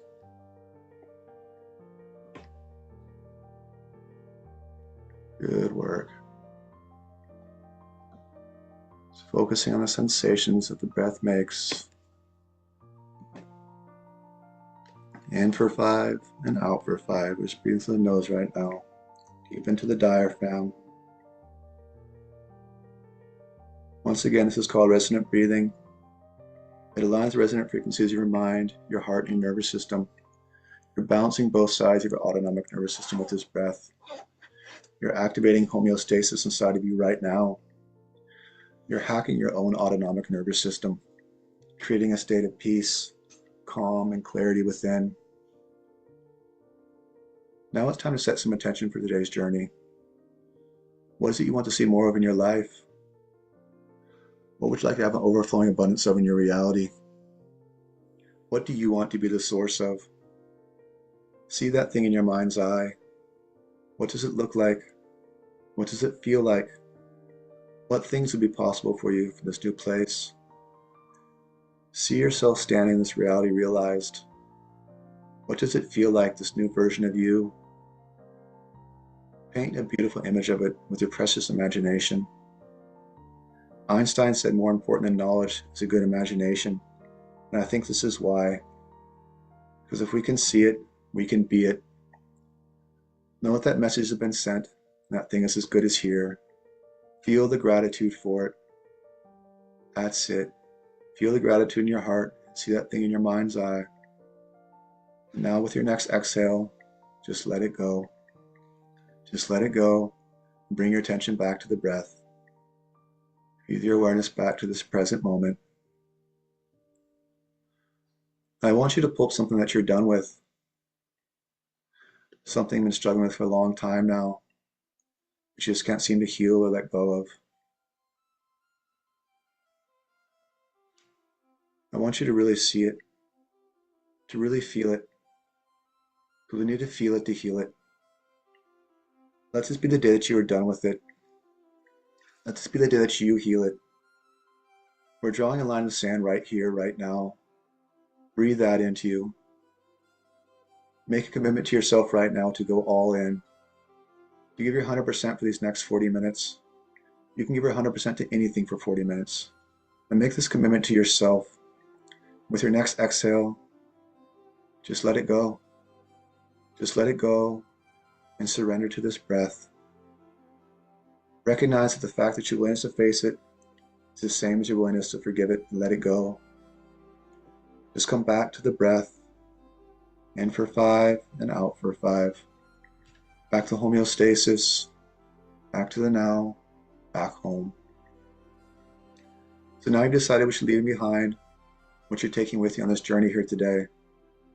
Your bags are packed and you're ready to go. So buckle up, Buttercup, because Kansas is going bye-bye. So now we're going to begin the mouth breathing technique. Here we go. Breathing through the mouth now. Breathing through the mouth, deep into the belly, up into the chest and out. Just exhaling and letting go. Maybe just keep one hand on the belly right now, one hand on the chest, and just feel the expansion. Just want to set the rhythm right now. Deep into the belly. Feel the sides of your belly expand, the front and the back, up into the chest and out, just letting go. Just begin slowly. Just find the breath and how it feels. Just set the rhythm. Deep into the belly, up into the chest, and just letting go. Once you find the rhythm, just start to feel like a wave. In and out, like the ebb and flow of the waves on the shore. You're doing good. Remember, it's all about depth over speed. You don't want to gas yourself out too quick. It's all about the long game today. You can't rush your greatness. You can't rush your healing. We're just in first gear right now. Just getting to know how this breath feels, that's all. Just focusing on nice, full, deep inhale into the belly. Feeling the sides of your belly expand, the front and the back. Just going for full expansion up into the chest and just letting it fall away. Sigh of relief. That's it. Big excavating inhales and full release exhales. Just letting the air fall away in a sigh of relief. Just relieved to see it go. That's it. Good work. It's all about going deep today. That's how we're going to get there. That's how we're going to get to the roots of everything we're ready to heal and let go of. Deep into the belly, up into the chest, just letting the exhale fall away. This is the medicine right here, right now. With this breath, you're starting the healing journey. You are the healer. Your body knows how to heal. You get a cut and it heals. You get sick and you get better. Your body's designed to psychologically heal itself too, so let it. Just breathe. That's your only job today. Just breathe. Just breathe and get out of your own way. You're doing great. You've got this. There's no magic pill for transformation. You're going to do it right here, right now, by going all in, by showing up for yourself with this breath that you're taking right now. The first couple songs are the hardest, but that will pass. Just keep breathing, in and out. You're doing great. Starting to pick up the pace just a little bit more now. Just finding the rhythm and making it count. When would now be a good time to let it all go and heal? Well, you're going to have to show up for yourself right now. All in, everything on the table. There's nothing you need to do but breathe. Nothing you need to figure out. You have already made the decision to forgive, to let go. Now simply breathe and watch as the momentum of that decision activates the healing power within you. Simply observe as this journey within deepens. The mind may start to come in and tell you to do something else. This is too hard. Something else is more important. This is a waste of time or annoying. Just ignore the mind and keep coming back to the breath. No matter what the mind throws at you, just keep coming back to the breath like an awareness anchor. Let's go. You've got this. Your only job is to breathe and to let go, to let the body work its magic. Don't let the mind distract you. Just keep bringing your attention back to the breath. You've already made the commitment to give it your all for these next 40 minutes. Prove yourself to yourself and to no one else. Let's go. You got this. Deep into the belly, up into the chest, and just letting it all go. All transformation happens in an instant. Give yourself that possibility by going all in right now. If you want it, you have to earn it. Just focus on full, deep breaths right now. Fully expanding your diaphragm. Feel it expanding from the sides, from the front and the back. Fully expanding and just letting go. Today it's all about letting go. Just surrendering and letting go. Just letting go of all the muck, the darkness, the tension, all the heaviness inside. Just letting go with each exhale, then breathing in life and possibility with each inhale. Just surrendering to this process as we let the breath fall away. And breath work isn't easy. That's why they call it work. If you're feeling resistance, own it. That's coming from you. Don't let the mind create resistance, create stories. Just keep pushing through. Just keep coming back to the breath. Let's go. You've got this. Great work. Finding, feeling, processing, loving, and letting go. Those are the attributes of forgiveness. Conscious breathing also embodies these attributes. It's how we biologically and psychologically activate forgiveness and healing inside of our bodies. It's what you're doing right now. It's who you are being and how you're showing up for yourself right now. You have made the decision. Now we are journeying within to witness the results of that decision. If you're resisting this, you're resisting elsewhere in your life. If you're feeling resistance, just notice it. Come back to the breath. Just come back home. Great work, everyone.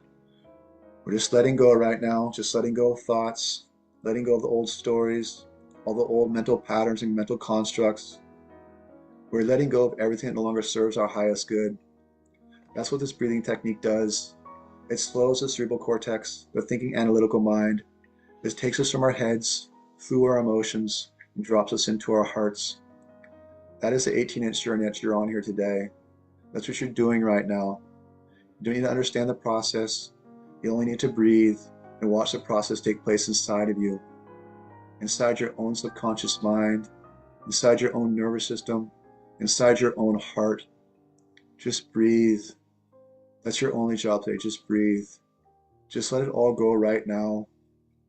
You are bigger than your past. You are bigger than your problems. You are bigger than your mistakes. You are bigger than you can even imagine. Just let go and let this breath take you in. Let it take you home. Just breathe that knowing into you right now. Deep into the belly, up into the chest, and just letting it all go. Just letting it all slip away. Let the mind slip away. Let the mind go. Just breathe. Become this breath. Merge with it as one. Let's go, picking up the pace a little bit more now. Should be almost at full speed now. The breath is not only a path to walk, but a way to live, because it is life. It is your expression of life here in this physical form.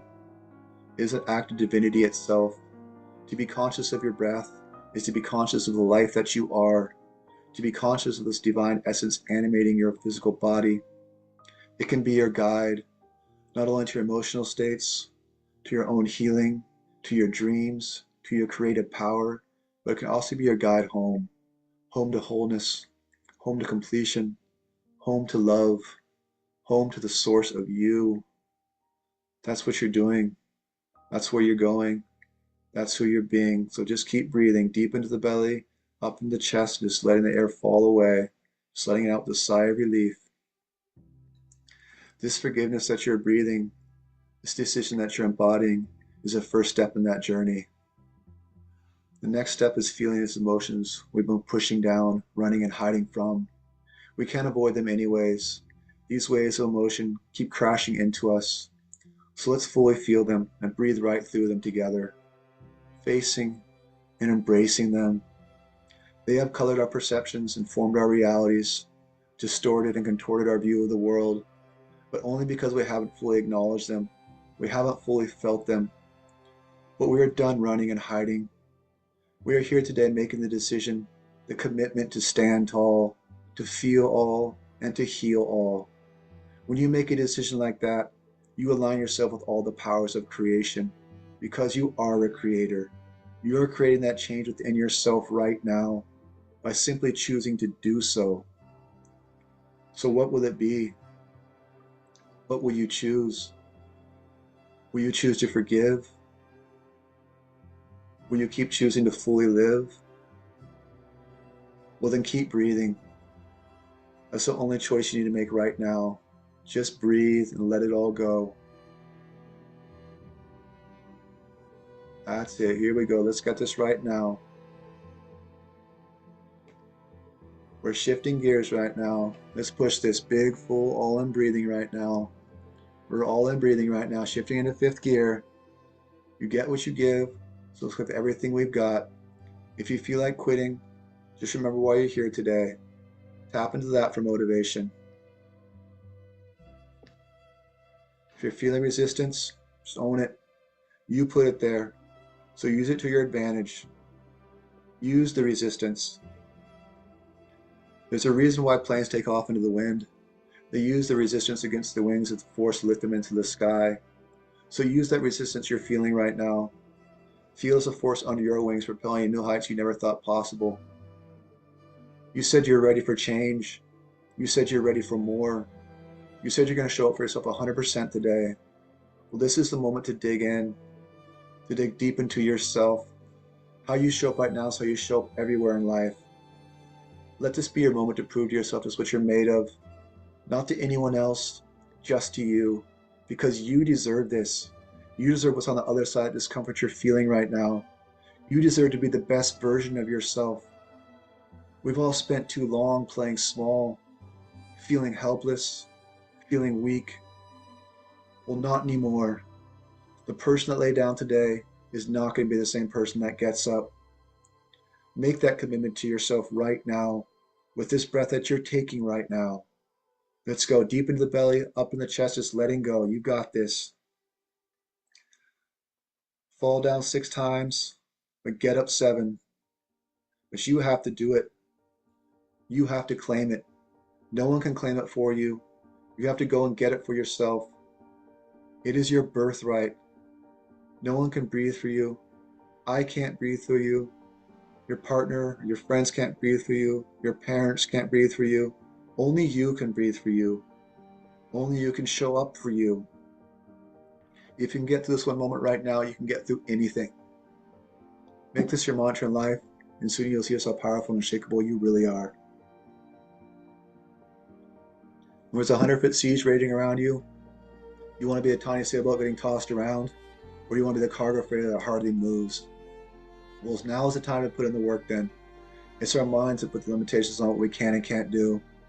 It's time to tear those limitations down. It's time to create new possibility for our lives. It's time to remember we're not physical beings having a spiritual experience. We're spiritual beings having a physical experience. We are creators. We create meaning. And those meanings become our reality. It's time to paint a new picture of reality.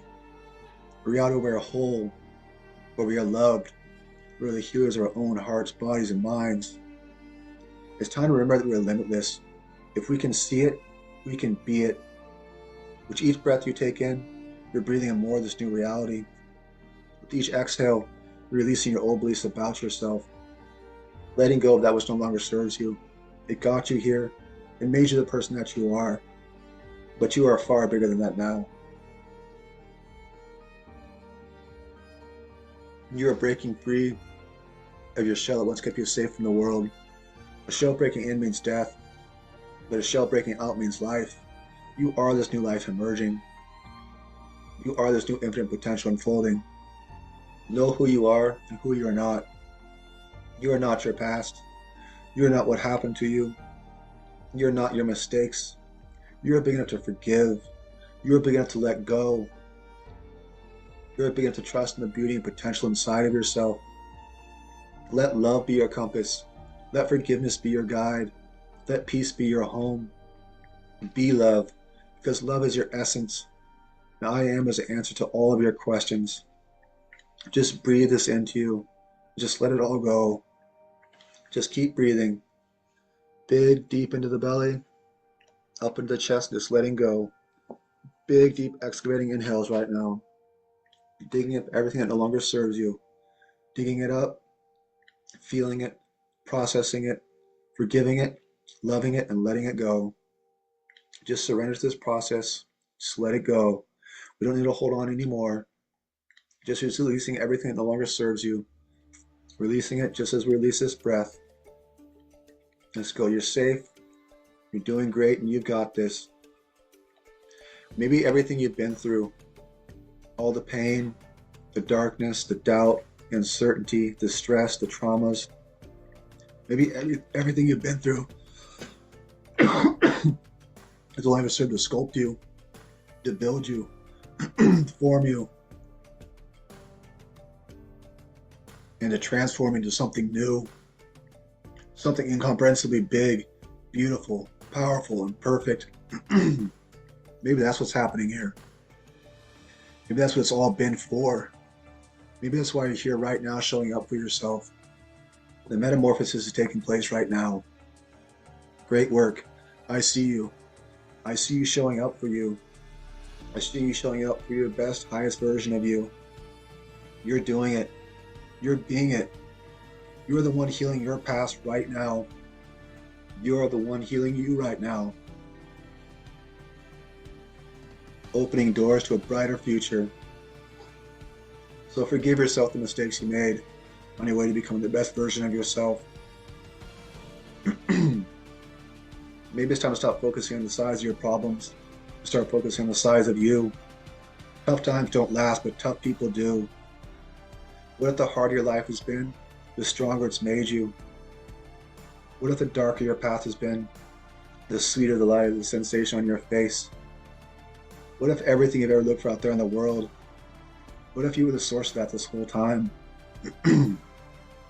What if the quality of your questions was more important than the certainty of your answers? What if true forgiveness? What if true love? What if the truth of you was but a breath away? But you know what to do. Just breathe. Just breathe. That's your only job today. Just breathe and get out of your own way. So let's go. Let's get this right now. Let's push this. Stay with it. Deep into the belly, up into the chest and out. Just letting go. Big all-in breathing right now. Big, deep, excavating inhales and full release exhales. We've all spent too long running from this pain, running from the things that scare us, running from our own darkness, running from the demons we're all carrying around inside. But we've run long enough now to realize that where we run to, there we are. We can't escape ourselves. It's time to stop all the running. It's time to stop all the hiding. It's time to turn around 180 degrees and look our fears, our pain, and our darkness right in the eyes. We're drawing a line in the sand right here, right now. We're making a warrior's promise that on this day, I will not move. I will stand my ground. We will choose to face our demons. We will choose to face our darkness. We will choose to heal because we are worthy of peace. We are worthy of love. We are worthy to live our wildest dreams. We are worthy to be free. Good work. Great work, everyone. You've got this. Let's go right now. We're all in. You get what you give, so let's give everything we've got. Deep into the belly, up into the chest, and just letting go. Big, deep, excavating inhales, full release exhales. Just releasing it and letting it go. You don't need to hold on to that stuff anymore, so let it go. Just go. Every adversity carries with it the seed of equal or greater opportunity. Find the seed of opportunity inside of you. The opportunity for more beautiful tomorrow. That seed is hidden in those moments that we refuse to forgive, that we refuse to look at. But when we do look, when we do forgive, life can flourish once again, because that is the nature and purpose of life. That is your nature and your purpose as well. So forgive and let it all go so that you can flourish again. That is why you're here. That's why you're showing up for yourself right now. That's why you're going all in, because you're ready. You're ready to be this change you wish to see in the world. It is this practice of forgiveness that is our most important contribution to healing the world. But we have to heal our own inner world first. We have to put our own oxygen mask on before we can put anyone else's on. We have to go first, because that's just what leaders do. True forgiveness is when you can say thank you for that experience, when you can find the gold in even the darkest of moments. And that is a process of alchemy that forgiveness affords us. So keep going all in. Just keep leaning into that discomfort, that resistance. Just keep breathing right through all of that stuff right now. This forgiveness is healing, especially forgiving yourself. And that's a process we're engaged in right now. Finding it, feeling it, processing it, loving it, and letting it go. The weak can never forgive. Only the strong can forgive. The fact that you're still here shows that you are strong. It shows that you're strong enough to break all the chains that have held you for all these years. It shows that you're strong enough to feel. It shows that you're strong enough to change, strong enough to expand, strong enough to face your fears, strong enough to step into your greatness, strong enough to love every aspect of yourself unconditionally, strong enough to be the best version of yourself, strong enough to heal, strong enough to let go. So let's go. You've got this right now. We're all in right here, right now. Let's get this thing. Let's really lean into it. Time to lean into the discomfort, to really dig deep. Sometimes to get to the breakthrough, but to be willing to break down first. but to let ourselves crash and burn, to return to an energetic mass of ooze inside. Then from the ashes we rise again, a new, wiser, stronger, more pure version of ourselves. We have to be willing to illuminate the parts of ourselves that we're afraid to look at, the parts of ourselves that we deny, the parts that have us in a constant holding pattern of self-judgment, of shame and denial. That is not who we are. That's just the programming that has us all believing that forgiveness, peace, and love are just impossibly difficult challenges. Turns out we've been lied to our whole lives. So are you ready to rewrite that script? Are you ready to override that programming? Are you ready to move beyond those limiting states of being that hijack your happiness and your joy? Well, I have to be willing to accept who we are completely, just as we are, right here, right now. And it all starts with this breath that you're engaged in with right now. So let's go deep into the belly, up into the chest, and just letting it go. Deep into the belly, up in the chest, just letting the breath fall away. Let's go. You're almost there. Keep leaning in.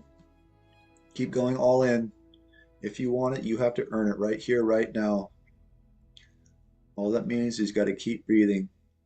Keep going all in. Keep leaning into discomfort. This isn't about some promise to who you're going to become in the future. That path is an endless cycle that leads nowhere. But who we are today, right here, right now,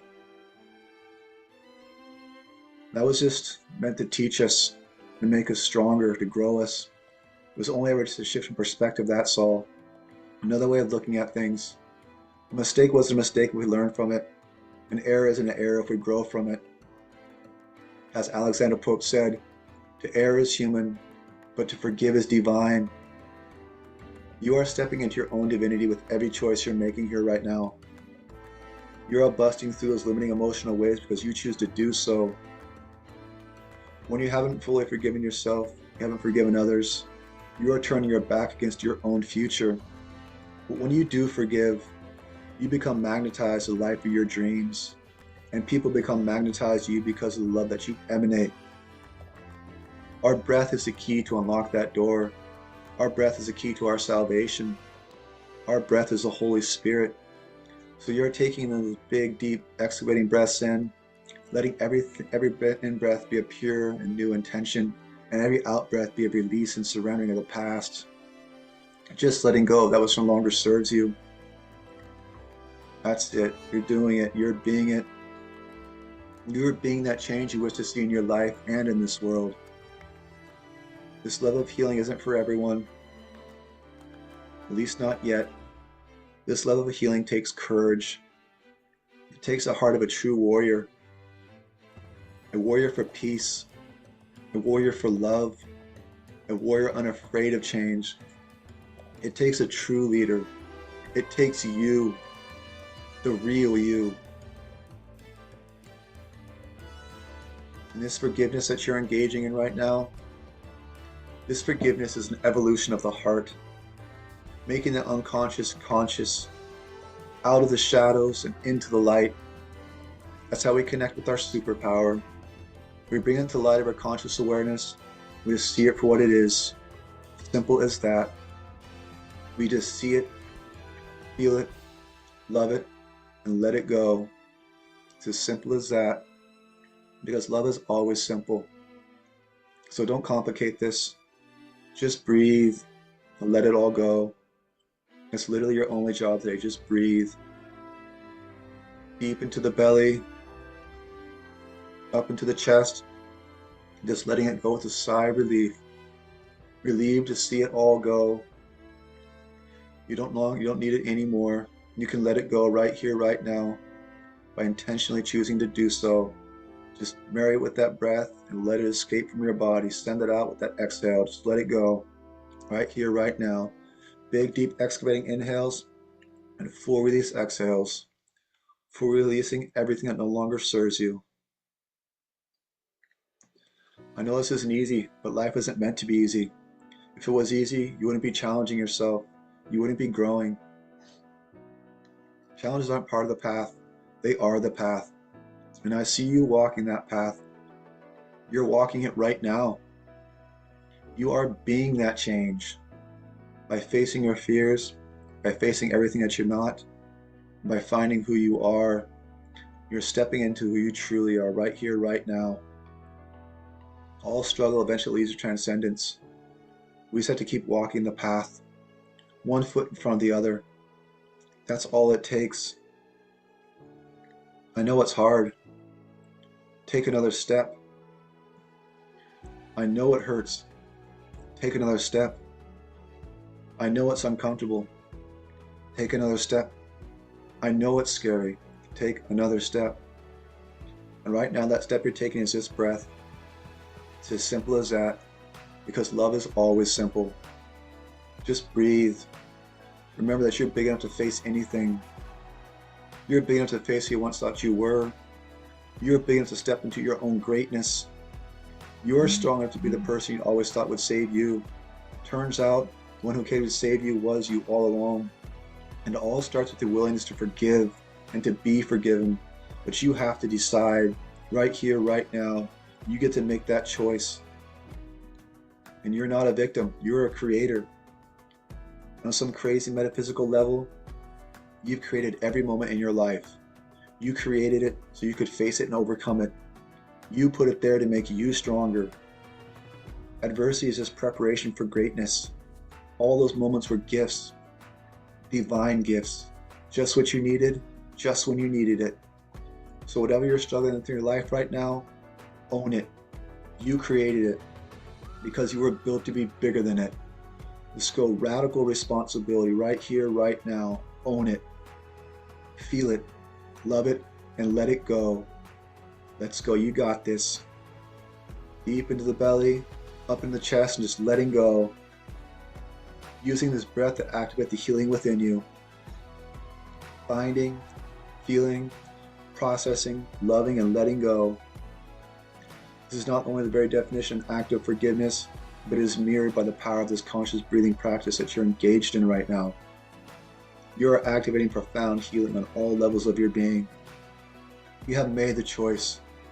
You have walked the path. You have set yourself free. The only job now is to keep walking, to keep breathing, to keep going all in. So let's go. Big, deep excavating inhales and full release exhales. Let's go. You've got this.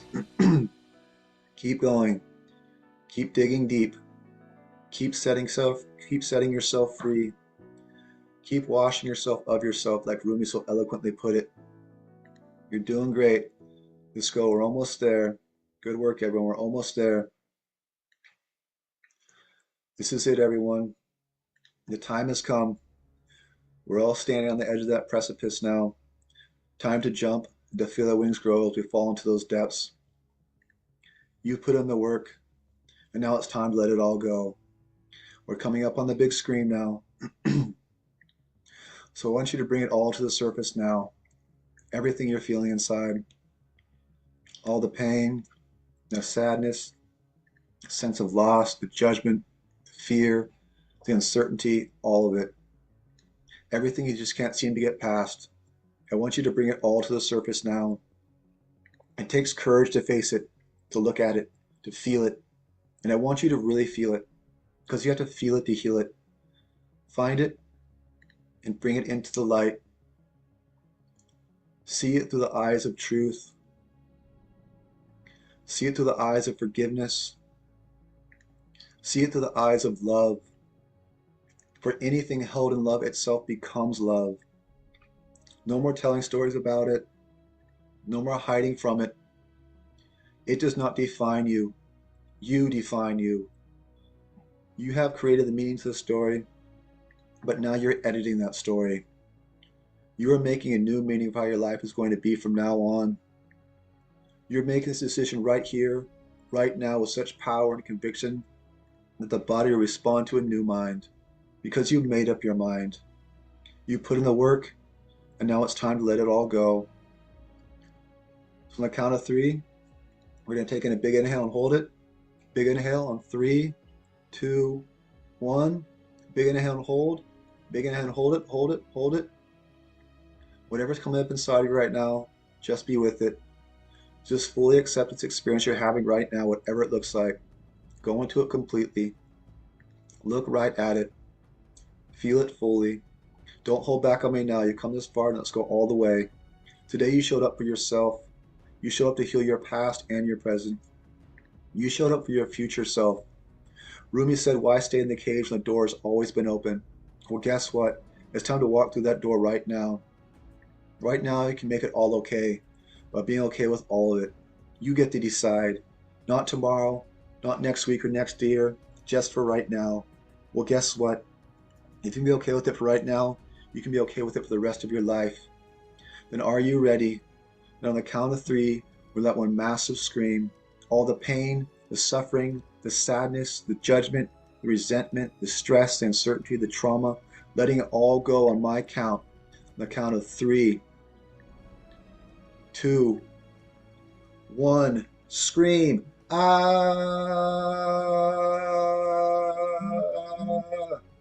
Let it all out. Let it all out. Keep screaming. Keep going.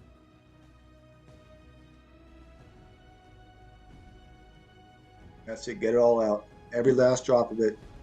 No, no air in your lungs now. No air in your lungs now. And hold. Hold it.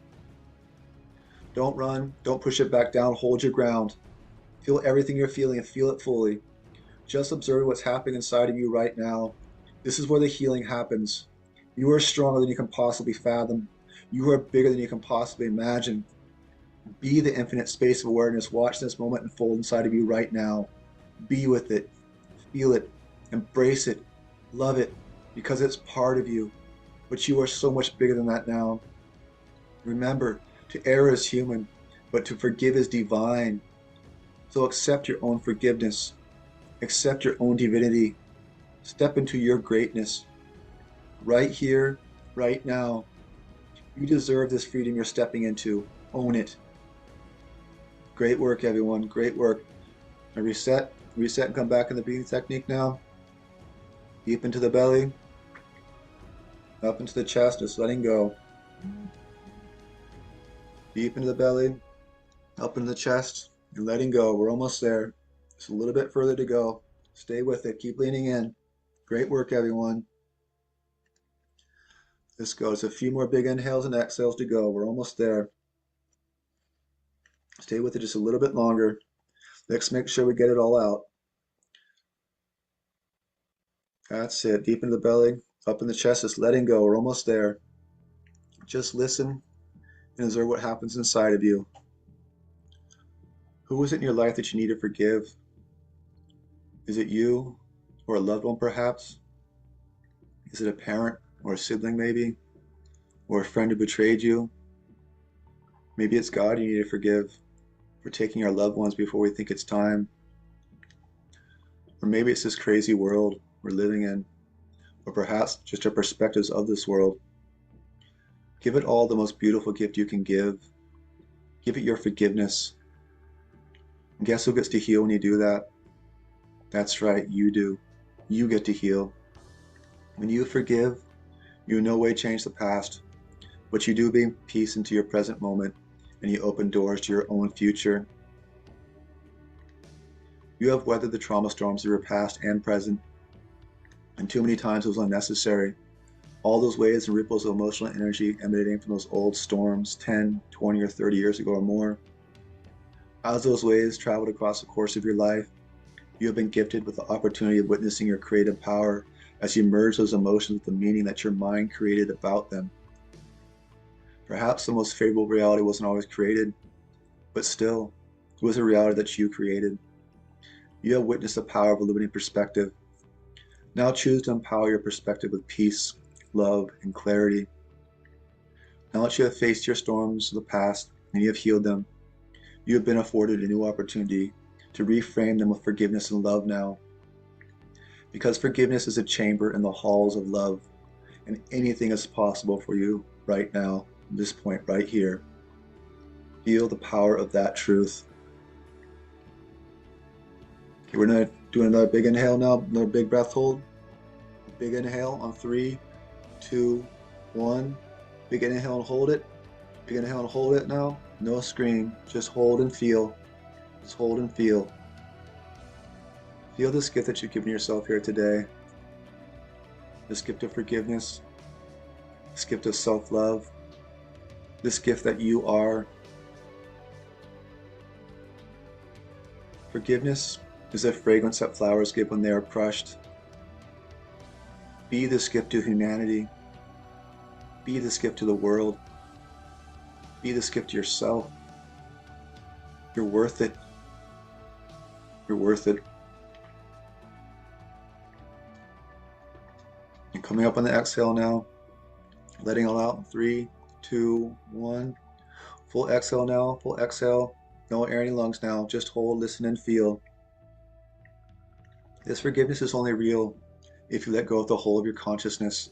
So let it all go. You don't need the pain anymore. You're free. You are free.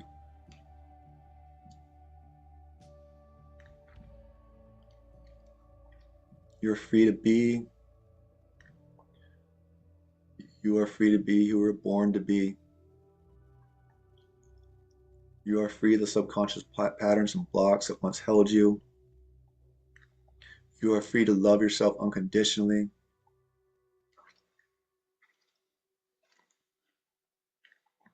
Just notice the quietness of the mind right now, the stillness that is found in the sacred present moment.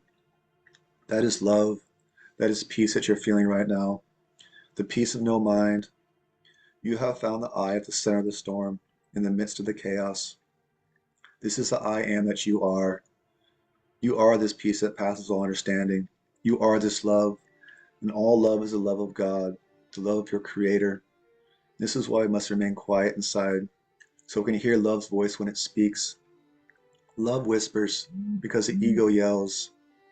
So just breathe and let God be your guide. Let love be your guide, or love and do what you will, as St. Augustine so eloquently put it. Okay, now let your breathing return to normal now. Let's bring it back to that resonant breathing. In through the nose and out through the nose for a count of 5 now. Great work, everyone. In for 1, 2, 3, 4, 5. Out for 5, 4, 3, 2, 1. That's it. Just keep that nice, slow, steady rhythm of the breath in and out now. Just staying with those nice, slow, deep inhales and exhales through the nose now. Bringing yourself back into homeostasis now. That's it. Nice and slow and steady in through the nose and out through the nose. Balancing your nervous system. Turning your body to homeostasis. It's in for 1, 2, 3, 4, 5. Out for 5, 4, 3, 2, 1. That's it. Just a little bit further to go. Just one more song, we're almost there. Just focusing on the breath again. That's it. Breathing into your heart center now. Go there with your intentions and attention. Because where your attention goes, energy flows. Feel your heart expanding with this love that you are the source of. And with your exhale, just surrender to the bliss of this moment. This moment of your rebirth, your renewal, fully forgiven, fully healed, fully held by love's gentle embrace. One with love, one with your Creator, home in this peaceful, beautiful place. This I at the center of the storm. I am that you are. Beautiful, powerful Creator. Just breathe. Nice and slow and steady in and out through the nose.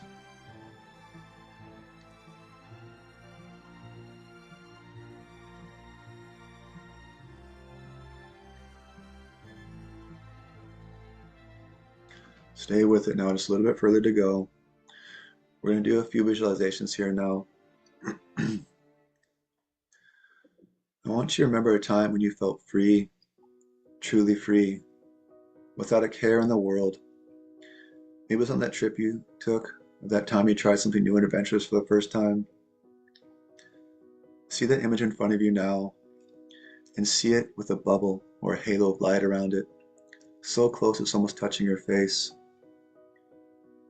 Feel the feelings you felt then, how limitless you felt, how unstoppable, how alive. See the experience in all its detail. Where were you? What were you wearing? Is there anyone there with you? Construct that picture clearly. Feel the light. You have it? Good.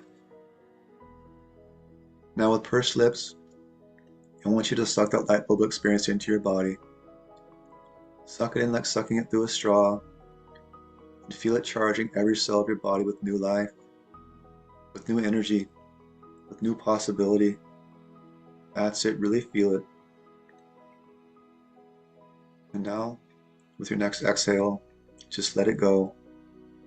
Just let it go and come back to the breath. Now I want you to remember a time when you were a child, doing what you did best, playing. Remember when you're having a time of your life, without a care in the world. The world is your playground, and you're just doing your thing. Just like before, I want you to see this image right there in front of you, encompassed in a bubble of light, so close it's touching your face. How old were you? Where were you? You remember what you were wearing? Was there anyone there with you? How good did it feel to just be playing? Find all the details of that experience and see that moment fully. Feel the feelings you felt then, the freedom and the wonder of life back then. Feel the happiness and enthusiasm, just like you felt back then. Feel it now. Experience that moment now, just like you're living it again. That's it. You have it? Good.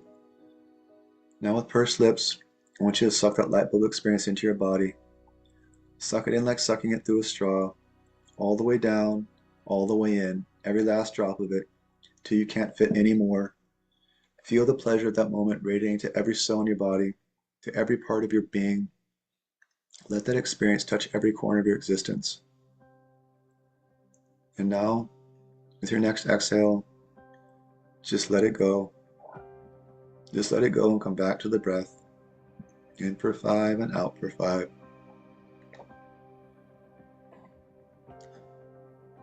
And I want you to do something for me. I just want you to recognize what you just did with the power of your intention, imagination, by simply remembering. You have the power within you to heal, to love, to forgive, to be whole. I want you to see yourself standing there as a great ball of white light, immense in this bubble of great white light, infinite love fully encompassing you. You are held, protected inside this great sphere of pure light, pure love. See it and feel it in its totality and immensity. This power is unconditional love and the peace that passes all understanding. Power of love is also the power of infinite connection, which means that you're energetically connected to everyone, everywhere, for the course of all time. You are connected with God. You are connected with all your loved ones who are still here or are not here. So there's anyone you want to speak to, they are alive and well inside of your heart and all around you in spirit right now. They can hear your words and feel your heart. They can feel your love. It is your love that binds and connects you. So if there's anything you want to say to them, now is the time. Say it now.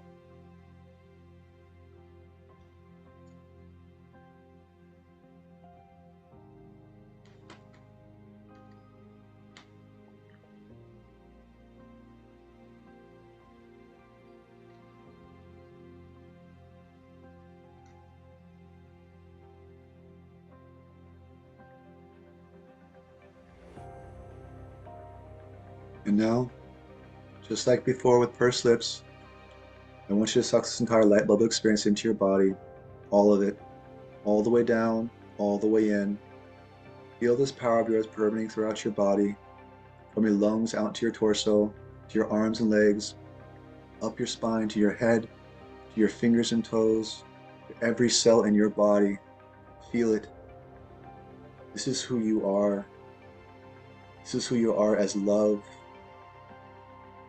This is who you are as unconditional peace and bliss. Never again forget who you are.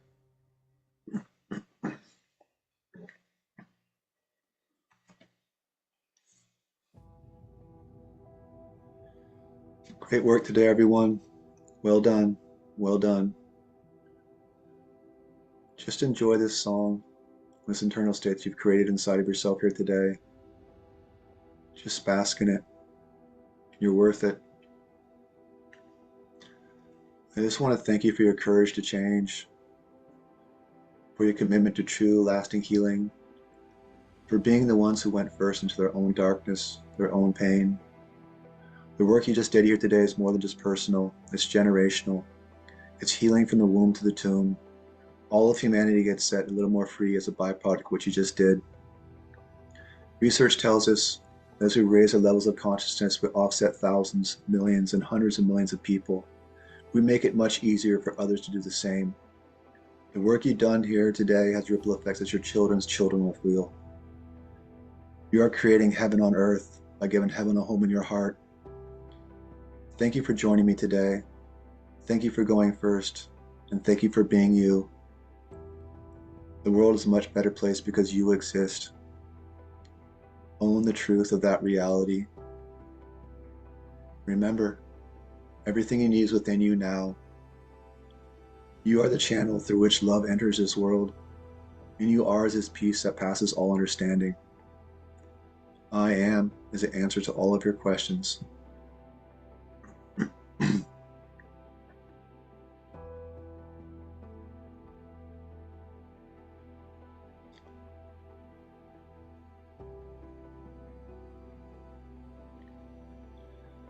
Thank you for joining me today, everyone. For those of you here in person, those of you on YouTube, watching this later somewhere down the line. If you'd like to learn more about the power of breath work, receive one-on-one coaching or whatever, I'm going to put my link in the comments here. I'll put it somewhere on this YouTube video, maybe in the comment section down below. Or if you would like to magnify my mission, donate, you can do that too. I want to reach the whole world with this message, and you can help me do that. I'm going to go ahead and stop the recording here after this song. We're going to hang out here a little bit afterwards. If anyone has any comments or questions, go ahead and continue to enjoy the music.